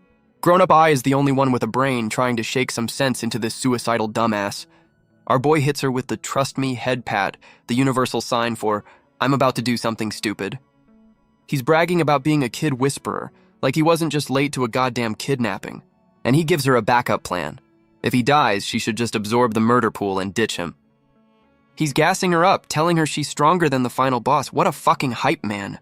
Grown-up I is not buying this "I might die" bullshit, looking like she's about to have a breakdown. She goes full tsundere, threatening to burn the world down to save him, and he's just like, "K, cool." Our boy Kai announces his field trip and immediately jumps into the goddamn murder pool. He yeets himself into the rainbow death portal while his waifu just has to stand there and watch. The murder dog is telling grown-up I how nice our boy is for giving her a power-up as a parting gift. And the hand psycho finally realizes our boy is fully prepared to not clock back in from this mission. Grown-up I immediately claps back, telling the hand it doesn't know shit about her man. She goes on a full-blown simp rant about how our boy is a miracle-working god. You love to see it. The murder dog is like, "Cool story, good luck with that," as he's literally turning to dust. She goes full yandere, promising to solo the final boss herself if our boy doesn't come back. And we're suddenly in some happy-ass European town. Guess this is the kid's mental safe space. Our boy lands in the mindscape, wondering why the hell he's back at the Peace Fortress. Our boy's mind trip is immediately crashed by some new red-haired psycho who's already talking shit. Kai immediately recognizes him as Gilbert, the final boss the murder dog was just snitching on.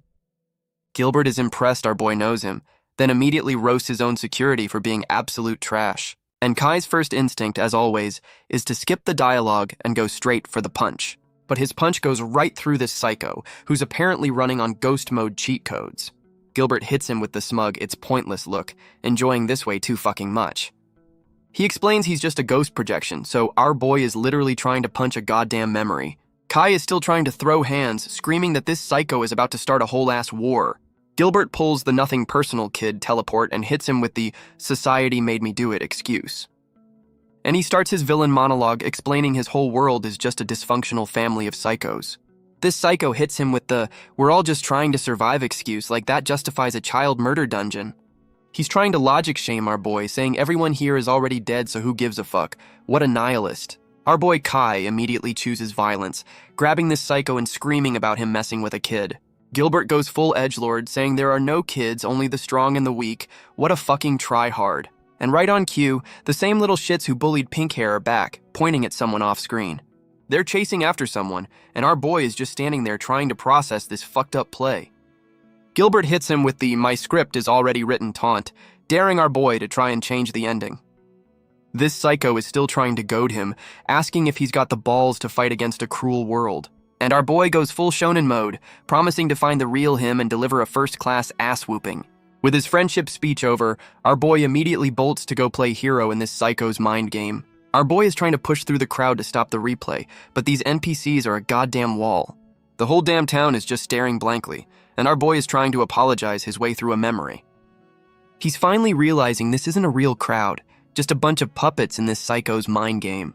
And we're back to the main event, watching that little shit spiky kid steal Pink Hair's only meal. He just fucking shoves her to the ground because this kid's a future supervillain in the making. Pink Hair is begging for her food back, literally telling this asshole she's about to starve to death.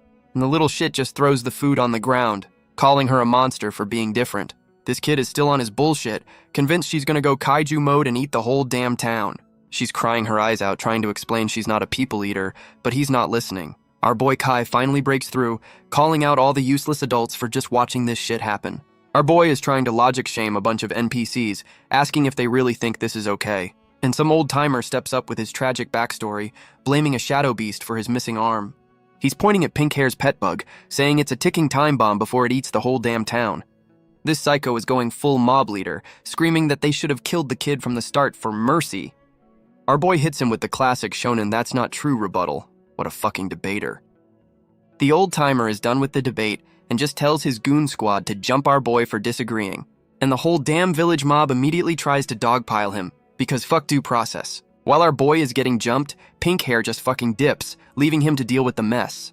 Kai's getting choked out, finally realizing this is Gilbert's bullshit script playing out exactly as planned. He's still struggling, trying to break the script even though he knows this whole damn thing is rigged. Our boy Kai is finally done with this bullshit script and is about to go off on these NPCs. He unleashes a goddamn AoE attack, sending the whole mob flying because he's got a schedule to keep. With the NPCs folded, our boy immediately dips to go find the kid he was supposed to be saving. He's running through the empty streets, already losing his shit because he lost the damn kid. Our boy is out of breath, realizing he just let the main character of this memory run off alone. And Pink Hair is just booking it, running for her life from a bunch of mean words. She immediately eats shit on the pavement because this tragic backstory needs to hit all the cliches.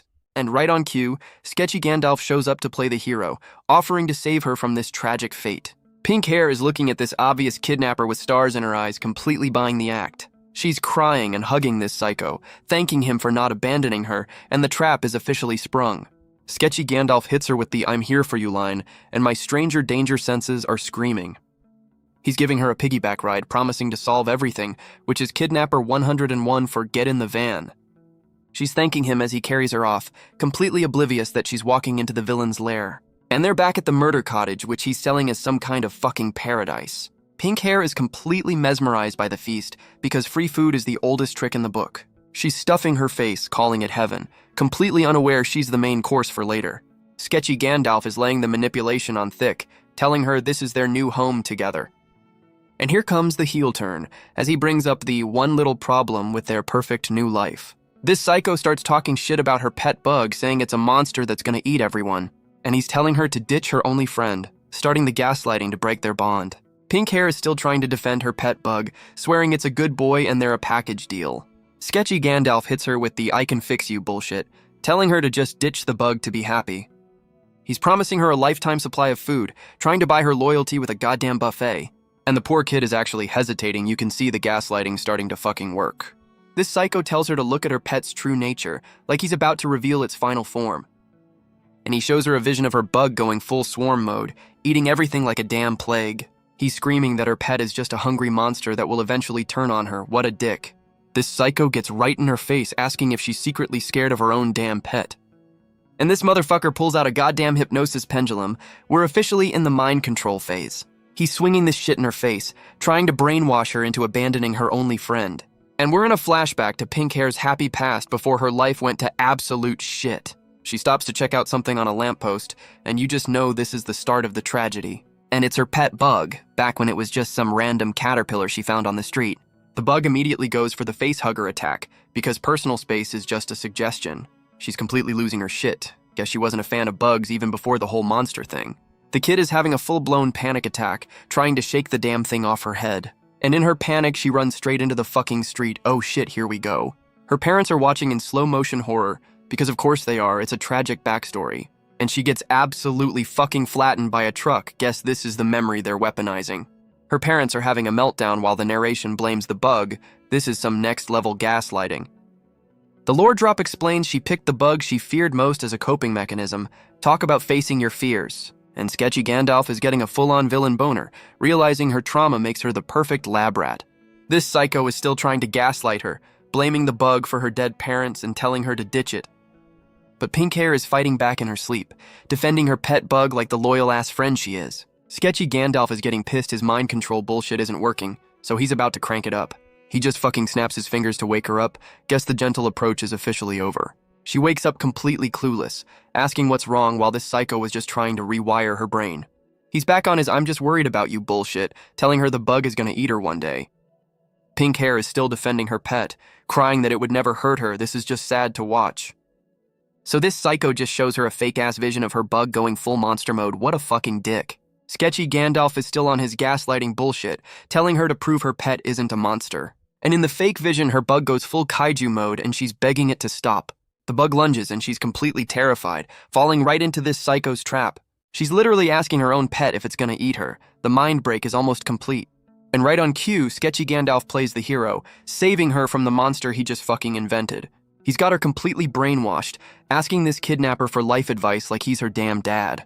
This psycho pushes her away, telling her to endure the pain. What the fuck is this guy's deal? And now she's in fucking chains. Guess the gentle manipulation phase is officially over. This motherfucker pulls out a sword, about to torture a kid into abandoning her only friend. He's telling her to use the pain to break her bond. This is the most fucked up therapy session ever. This psycho is telling the kid to ditch her pet while holding a fucking sword. What a great therapist. And he just fucking stabs her hand because torturing a child is apparently part of the script. Her pet bug immediately goes into rage mode. Guess that's what happens when you stab its damn owner. Sketchy Gandalf is pissed his torture didn't work, calling a literal child's resolve weak. What a loser. So of course his brilliant solution is to just fucking stab her again. Because why not? But our boy Kai finally shows up and just tanks the goddamn sword with his back. What an entrance. Sketchy Gandalf is completely shook, like he's never seen someone interrupt his child abuse session before. Our boy calls out the final boss, Gilbert by name, asking if he's really okay with this fucked up script. Pink Hair is just staring, completely baffled as to why the main character just took a sword for her. And some new psycho appears, impressed our boy found him. Guess this is the real final boss, not the NPC. Pink Hair is completely lost, asking our boy what the fuck is going on and where the kidnapper went. Our boy hits her with the retcon, saying the real uncle died a hero trying to save her from her pet. He pulls the damn sword out of his back, telling her the old man went out like a G, no regrets. Kai's selling this new, less traumatic backstory, and she's completely buying it, crying her eyes out. The final boss, Gilbert, is pissed his mind break script got interrupted right at the good part. This psycho is bragging that he still got enough data from torturing a child. What a fucking scientist. Our boy goes full shonen mode, screaming at him for using people as his goddamn lab rats. Gilbert hits him with the "it's for the greater good" excuse, trying to justify his child abuse program. Kai's not buying the bullshit and promises to fold this psycho the first chance he gets. Gilbert just laughs it off, reminding our boy he's just fighting a goddamn hologram. What a troll. Gilbert points at the giant bug, basically saying sick 'em to the monster he just fucking created. Pink Hair is asking her pet what's wrong, completely clueless that her trauma is being weaponized. This psycho is gaslighting a literal child, asking why she can't control her own damn pet. He explains that her moment of doubt was all he needed to turn her best friend into a fucking kaiju. And of course he admits to juicing the bug with shadow energy because he's a cheating bastard. This motherfucker is standing on the bug's head, bragging that it'll be his new pet after it eats her. He's hyping up his new murder pet, telling our boy and the kid they're about to be on the menu. And he gives the final order, telling the bug to devour them all. What a fucking Pokemon battle. The bug goes full feral and our boy is just standing there like, you and what army? Gilbert starts powering up, ready to end this whole mind game with a goddamn light show. And Gilbert just shatters the whole damn mindscape, guess the show's over and it's time to go. This psycho hits them with the farewell worthless food line before ghosting. What a fucking edgelord. Our boy's brain is finally working, realizing this was just a damn hologram and the real deal is way stronger. Pink Hair is screaming a warning as the giant murder bug tries to turn our boy into a damn pancake. Our boy is back to his Matrix bullshit, dodging these giant bug legs like he's playing Dance Dance Revolution. Kai's connecting the dots, wondering if some new psycho named Cyrus is also in on this whole kidnapping scheme. He's realizing this whole thing is a villain team-up, right before complaining the bug got a speed buff. Our boy's first thought is to grab the kid and run, but she's telling him to hold up for some reason. Pink Hair is pulling the "don't save me, I got this" move, which is a terrible idea against a kaiju. And our boy immediately ignores her, tucking her under his arm like a football and just fucking booking it. Our boy is trying to be a hero, and Pink Hair is so traumatized, she's literally puking a rainbow. She's complaining about getting carsick, and our boy is pissed she's roasting his running form. The murder bug is gone, and our boy is wondering if the whole damn thing was just a bad trip. And the whole fucking mindscape starts shattering. Guess the admin just rage quit the server. Our boy's brain finally boots up, realizing this psycho's world self-destructs when he logs off. And the murder bug immediately respawns to deliver a flying dropkick right to our boy's face. His leg is completely fucked. So much for that brilliant just run away strategy, you genius. The bug is coming back for round 2, ready to turn our boy into a permanent resident of this hellscape. Our boy is finally realizing he's cornered, injured, and about to get folded like a cheap suit. And the bug connects, turning our boy into a goddamn Jackson Pollock painting all over the floor. Just when our boy is about to become bug food, Pink Hair jumps in front of him like a goddamn meat shield. Kai is losing his shit, trying to power up on a broken leg because he's not about to get saved by a child. She hits him with the teary-eyed, "It's okay," which is universal code for I'm about to do something stupidly heroic. Pink Hair starts her friendship speech, apologizing to her pet for being a little bitch and doubting it. She's going full therapy mode on this kaiju, asking for forgiveness and hitting it with the "I can't live without you" line. And the power of friendship is so strong the fucking murder bug starts crying, "You can't make this shit up." The bug starts glowing, and she's just taking it. Guess this is the de-evolution sequence. Our boy is having a full-on epiphany, realizing the final boss's whole gaslighting plan was bullshit from the start. The murder bug just fucking dissolves into a light show. Guess the friendship speech was super effective. And just like that, the kaiju is back to being a cute little caterpillar, because friendship is the ultimate nerf. Our boy Kai is back from his mind trip, acting like he just solved a fucking crossword puzzle and not a child's trauma. He's walking Pink Hair out like a proud dad, completely forgetting his waifu is probably about to kill him. And grown-up I immediately serves him a knuckle sandwich for that "I'm gonna die" bullshit he pulled. She sent him flying across the damn room, and Pink Hair is just watching, getting a crash course in tsundere love. Grown-up I is on her yandere shit, threatening to murder him if he ever tries to play the hero and leave her again. Pink Hair is completely terrified, realizing this new lady is a shadow beast who chooses violence every morning. The kid is just happy her pet is a cute bug and not a walking, talking domestic abuse charge. Our boy is on the floor seeing double, whining that she could have gone a little easier on him. She's still roasting him, saying she has to beat the lesson into him so his dumbass brain remembers it. And our boy immediately folds, promising to never be a hero again. He is so fucking whipped. Our boy immediately goes for the makeup hug, and his waifu is promising to never let him do dumb shit alone again. She's back to tsundere mode, calling him a pervert while blushing. Guess the yandere rage wore off. And just like that, the power-up timer runs out, and she's back to being a goddamn Funko Pop. Our boy immediately goes back to bullying her lowly form. Guess the romantic moment is officially over. Pink Hair thanks our boy for the rescue and is ready to dip back to the slums because that's a great idea. Kai immediately shuts that shit down, telling her she's not going back to that goddamn hellhole. He's on his "I'm gonna save the orphans" speech, promising to turn the slums into a damn paradise. And here's the real reason. He's trying to recruit this traumatized kid to fight the final boss. The be nice to the orphan recruitment strategy works, and she immediately joins his damn party. With his new child soldier acquired, our boy is ready to go on a tour of this psycho's other murder bases. Pink hair is already being useful, calling out to her new boss like a damn intern. Our boy Kai turns around with that smug, "yes, I'm the main character" look on his face. The kid's got a built-in psycho detector for sketchy Gandalf, making her the perfect villain GPS. Meanwhile, some new cloaked edgelord is taking a dramatic stroll through the desert, and this motherfucker summons a giant goddamn centipede because of course he does. He tells his murder bug to start digging. Guess these psychos love their underground lairs. The bug goes full sandworm mode, opening up a new entrance to villainy. The cloaked psycho just waltzes into his new evil hideout like he owns the place, and he's greeted by some new beefcake who looks like he eats dumbbells for breakfast. The muscle calls him Cyrus, confirming the villain squad is bigger than we thought. The muscle, whose name is Regari, is already bitching that the cloaked psycho Cyrus is late. Cyrus immediately starts talking shit, calling out the muscle for juicing old people for his science fair project. The muscle hits him with the "it can't be helped" excuse, like he's not enjoying this shit just a little. And his logic is literally better to kill old people than kids. What a fucking humanitarian. Some new maid girl shows up just to call Cyrus a hypocrite. Guess this villain team fucking hates each other. The muscle tells Cyrus to shut up and just bring out the sacrifices. So much for that moral high ground. And this psycho just drops a goddamn soul-trapping thermos on the ground. Here we fucking go again.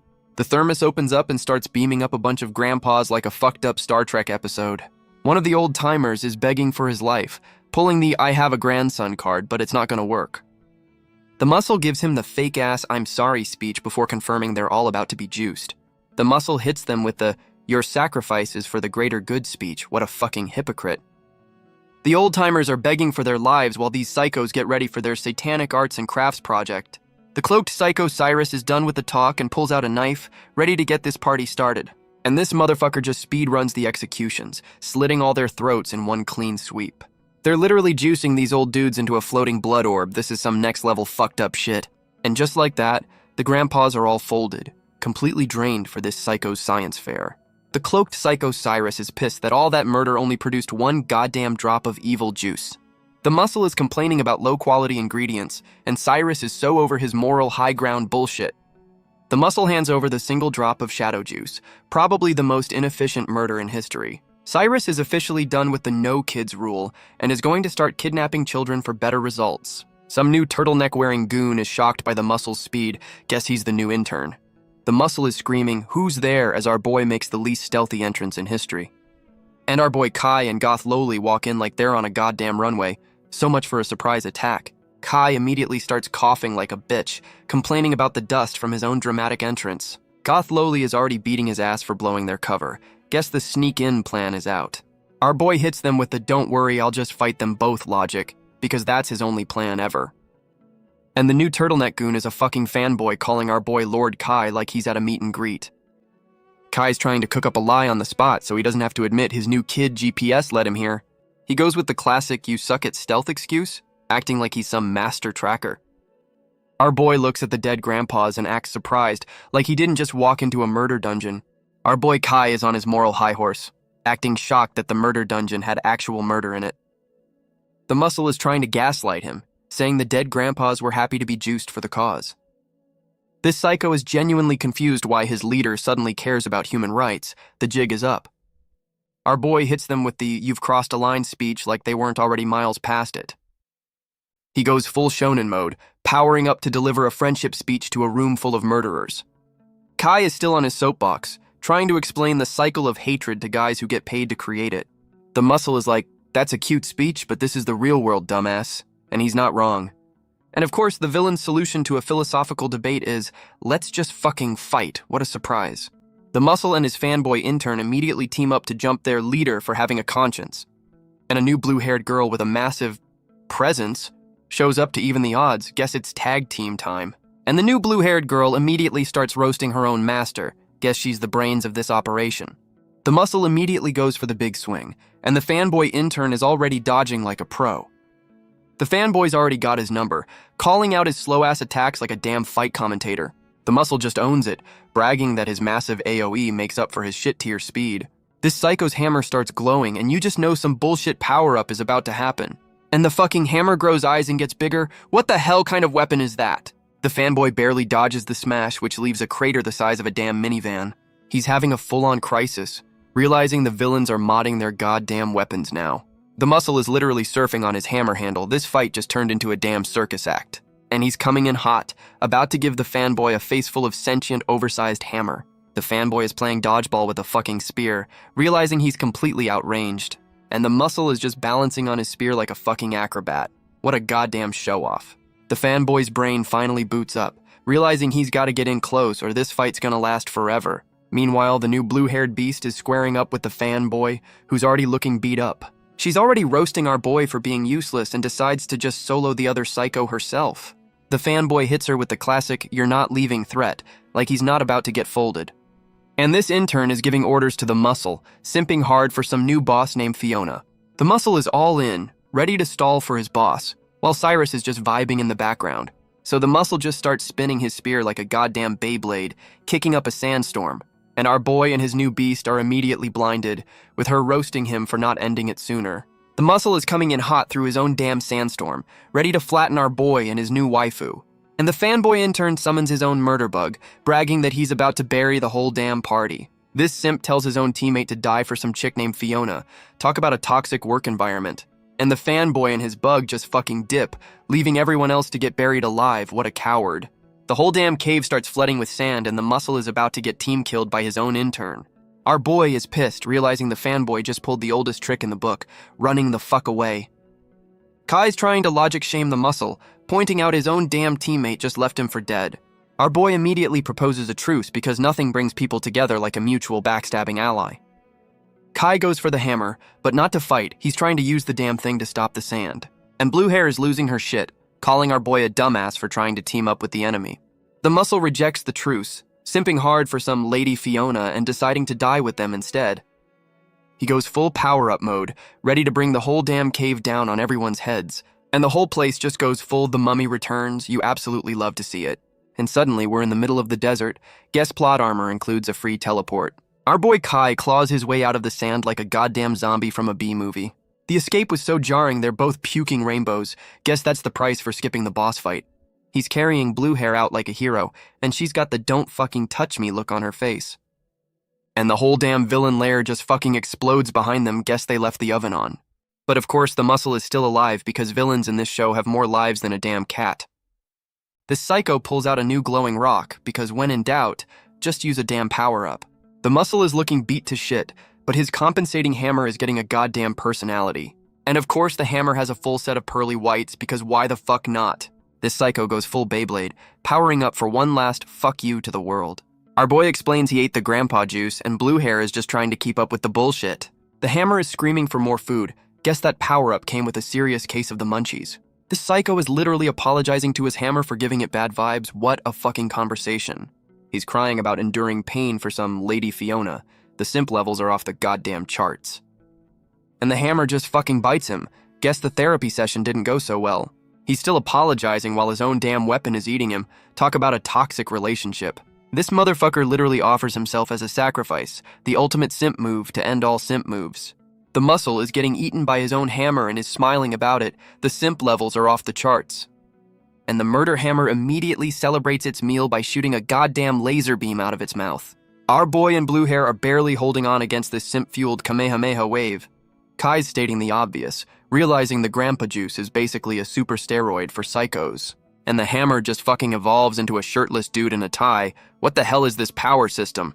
This new helmet dude is celebrating his freedom, already talking shit about his master's fake justice. He's on his villain monologue, happy he doesn't have to listen to his simp-ass master anymore. Our boy is asking the important questions, like who the fuck this new guy is and where the old one went. And this motherfucker just casually admits he ate his master. What a fucking team player. He renames himself Iron Man, which is the most unoriginal dollar store superhero name I've ever heard. This new psycho hits them with the "thanks for freeing me, now I gotta kill you" logic because his dead simp master said so. He's still simping for the master he just ate, saying he has to honor his last wish. What a fucking hypocrite. He immediately speed blitzes our boy. who's completely shook by how fast this new psycho is. But our boy Kai manages to block the kick. Guess he's not getting folded that easily. Iron Man is just chilling in the air, dodging whatever our boy threw at him like it's nothing. Kai's brain is finally catching up, realizing this new psycho is basically his equal in a fist fight. Blue Hair finally decides to contribute, jumping in to make this a proper tag team beatdown. She goes for the attack, but this psycho is already blocking her like he's got eyes in the back of his helmet. Her sword gets stopped cold. Guess raw power isn't gonna cut it with this one. And this motherfucker just catches her sword with his bare hand. What a goddamn show-off. Blue Hair is completely shook, realizing this new psycho is built different from the other trash mobs. This dollar store Ultron is bragging about his new body, like he's not about to get folded in 5 minutes. And our boy Kai immediately serves him a knuckle sandwich. Guess that unbreakable body has a warranty. The new psycho gets sent flying. Guess he wasn't ready for the main character's plot-armored fists. Our boy is pissed, demanding to know who the fuck this new jobber is that interrupted his day. Blue Hair is completely lost, asking for a fucking explanation while our boy is trying to have a moment. Kai's dropping lore mid-fight, explaining this new psycho is missing the usual emo beast vibes.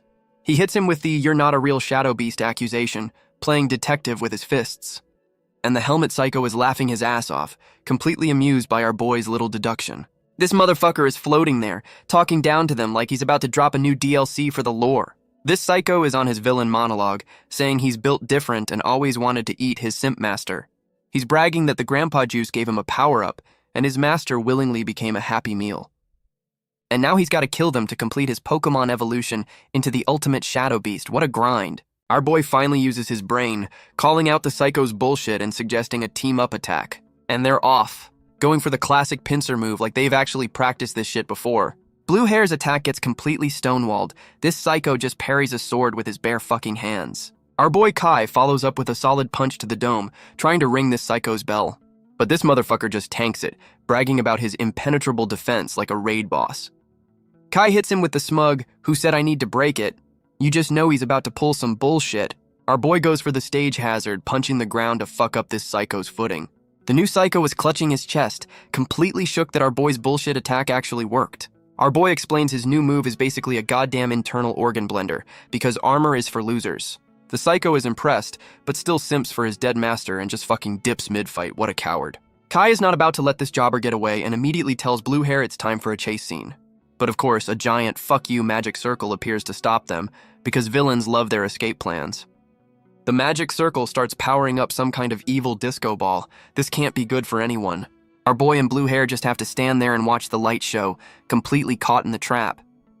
And the final boss, Gilbert, finally makes his grand entrance, teleporting in like the drama queen he is. This psycho is bragging about his outstanding results like he didn't just lose a goddamn minion. Our boy Kai immediately recognizes the final boss, screaming his name like he just caught him cheating. This psycho Gilbert hits them with the "it's all part of my plan" speech, acting like a goddamn mastermind. He's getting a full-on villain boner for Blue Hair, calling her a precious test subject like she's a shiny Pokemon. Our boy Kai is laying out the charges, asking if this psycho's whole plan is just kill all humans. Gilbert's like, yep, calling his mass murder plan true mercy. What a fucking edgelord. Our boy is done with the debate, powers up his emo hands, and tells Blue Hair it's time to throw down. They both charge in for the tag team, but you just know this psycho is about to style on them. And this motherfucker just catches our boy's punch like it's a damn softball. What a power flex. He immediately does the same to Blue Hair, stopping her sword with his bare hand because he's just built different. This psycho is holding them both like misbehaving toddlers, roasting them for being absolute trash. Our boy Kai, ever the strategist, immediately goes for a kick while this psycho is monologuing. This psycho Gilbert is styling on Blue Hair, dodging her attacks like he's in the goddamn Matrix. Our boy Kai goes for the sneak attack, screaming "got you" like he's not about to get embarrassed. He lands a solid punch to the back, but you just know this is some classic villain bullshit. And of course it was a fucking clone, and the real one is already behind him. What a cheap move.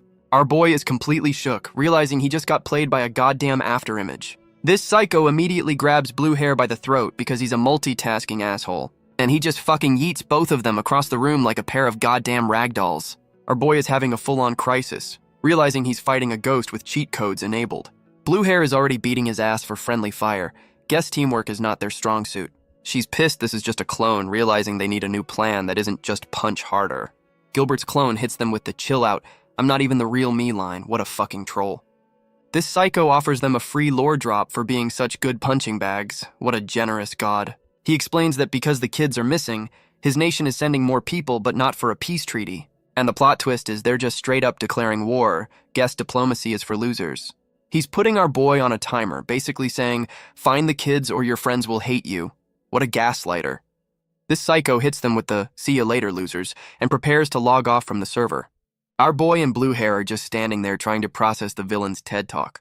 The clone starts glowing and they immediately think this motherfucker is about to go out with a bang. And of course the clone just fucking explodes because villains love a dramatic exit. Our boy grabs Goth Loli and gets yeeted, screaming about his revenge arc like a true shonen hero. And we're back at the ironically named Castle of Peace after our boy got absolutely styled on. Our boy is playing general, trying to pinpoint the villain's murder dungeons on a goddamn tourist map. But the new kid GPS is having a meltdown, crying that she can't find the bad guys. So Kai hits her with the patented head pat and a guilt trip, basically saying, find them or we all die.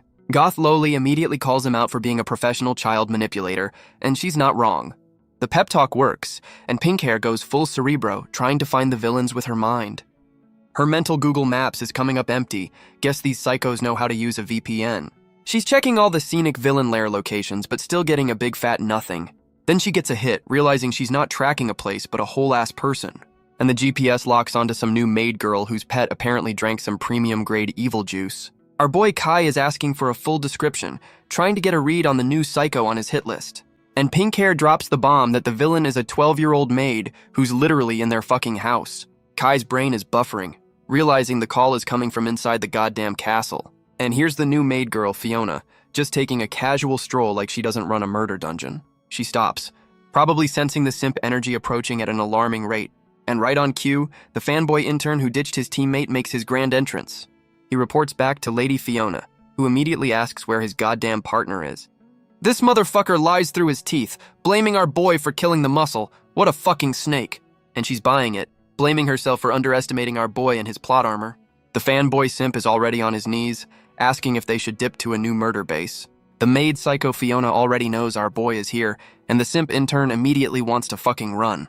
This psycho is on some delusion shit, thinking our boy is here for a peace treaty because she respects him. And here comes our boy, charging in with Goth Loli on his shoulders like a goddamn battering ram. Kai makes his grand entrance, landing like a superhero in front of the two psychos who were just talking shit. Our boy hits them with the smug I found you mastermind look, so proud of his detective work. And his brain immediately short-circuits when he realizes the mastermind is a goddamn 12-year-old. Our boy is in full-blown denial, screaming for the real boss to come out like a fucking idiot. Goth Loli is literally kicking him, trying to beat it into his thick skull that the kid is the boss. She's still beating his ass, telling him to stop being a dumbass and demand the hostages back. Kai finally gets with the program, pointing at the kid and repeating the lines Goth Loli just fed him. The maid psycho Fiona hits him with the sorry no can do on the hostage release, acting all sad about it. Our boy Kai is not having any of her bullshit, giving her the you better have a good reason stare. This kid hits him with the peace is for losers speech, reminding him they literally get stronger by eating people. She's still on her nihilist bullshit, saying they're enemies no matter what, so why even pretend to be friends? And this psycho hits him with the but I found another way line, which is never, ever a good sign. Goth Loli is just as confused as we are, asking what the hell this new psycho plan is. Her brilliant solution is to just team up with the murder monsters, because that's a totally stable alliance. She drops the bomb that they'll just feed their own people to the beasts, trying to find a moral loophole. This kid is trying to logic shame him, saying monsters are more trustworthy than their own damn people. And she goes full psycho mode, begging our boy to agree that this is the only way to survive. What a nut job. Our boy Kai is done with the debate, saying he doesn't give a fuck about her psycho logic. Even the fanboy intern is calling bullshit, saying the murder monsters are too crazy to trust. Our boy tries to play diplomat, asking for the hostages back so they can talk it out like adults. Goth Loli is losing her shit, screaming that the kid's whole plan is to start the war, you dumbass. The maid psycho just smiles and confirms it, like she's proud of her war crime for dummies plan. Our boy is officially done with this bullshit, powering up because using a kid as a villain is his last straw. He declares that if talking won't work, he's just gonna settle this with his fists, as always. The fanboy simp summons his murder bug, trying to play hero and stall for his child boss. But the maid psycho immediately shuts him down, admitting he'd get folded by our boy in 2 seconds. So she steps up herself, telling the simp to back off because she's gonna fight our boy one-on-one. The The fanboy simp is already hedging his bets, telling his boss he'll help our boy if she loses. What a traitor. This dude is literally crying as his child boss walks off to fight. The simp levels are just pathetic at this point. The maid psycho is all smiles, ready to throw down with our boy like this is a goddamn play date. Our boy Kai immediately goes for the overkill, charging a literal child with his full emo demon power-up. He throws a punch that misses by a mile as she just parkours up a tree, making him look like a damn fool. She throws down her weapon, which is a giant fucking thermos with an evil face, because of course it is. And our boy's brilliant strategy is to just punch the sentient thermos, because that's his answer to everything. His fist gets completely stuck, and our boy is just now realizing he might have fucked up. Goth Loli is screaming at him to watch out, playing the role of the single shared brain cell in this group. And our boy gets sucked into a fucking vortex, officially losing a fight to a goddamn water bottle.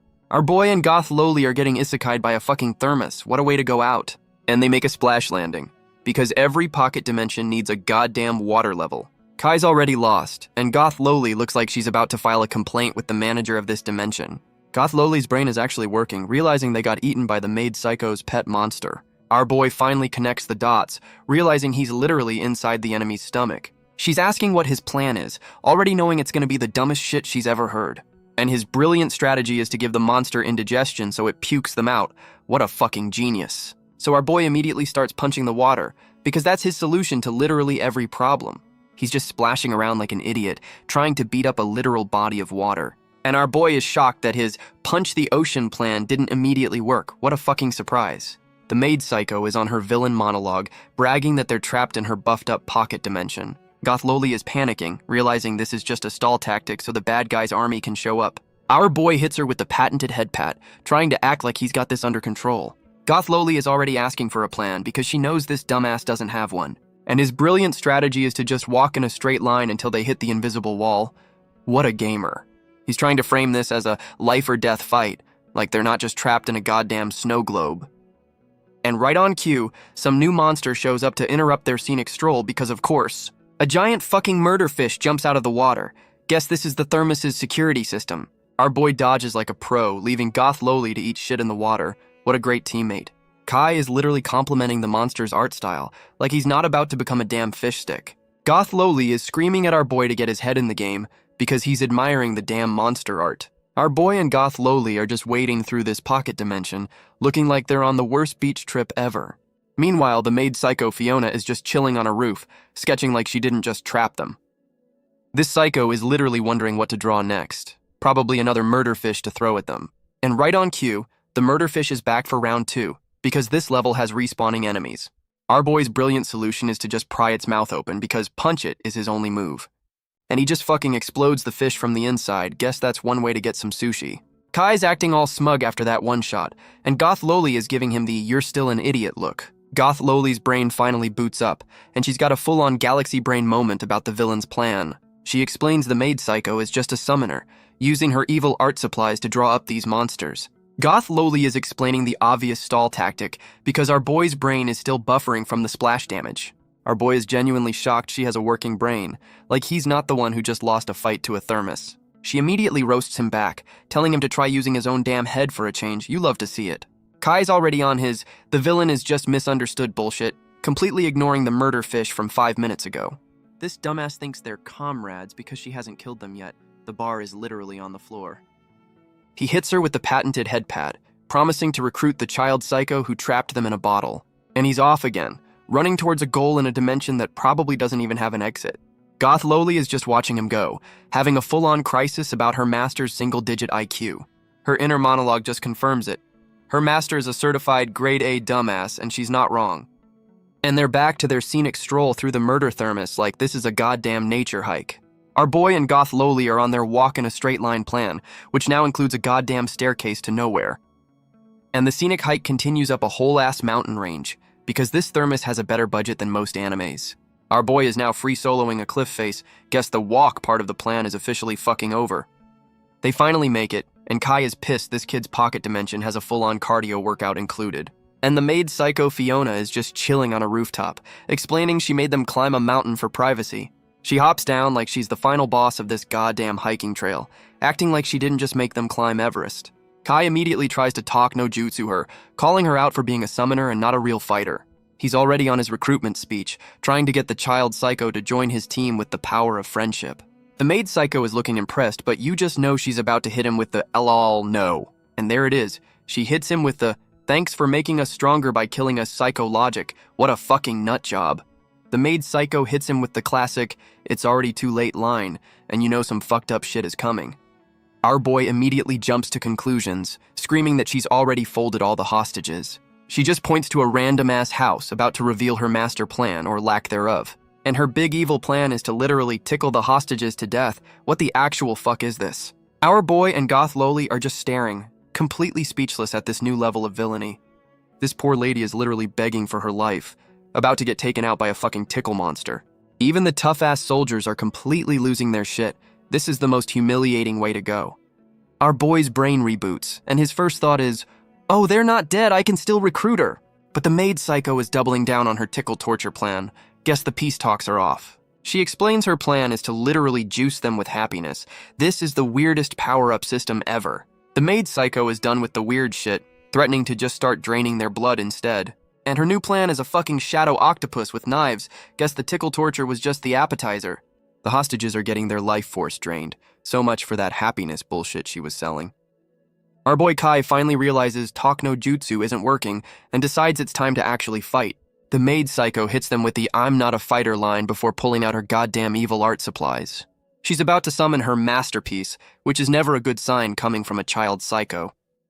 The evil scroll starts glowing, and you just know some final boss level bullshit is about to pop out. Our boy and Goth Loli are completely shook, like they just saw a ghost from a previous story arc. She didn't summon a monster, she summoned the fucking villain squad. Cyrus and the Muscle are back.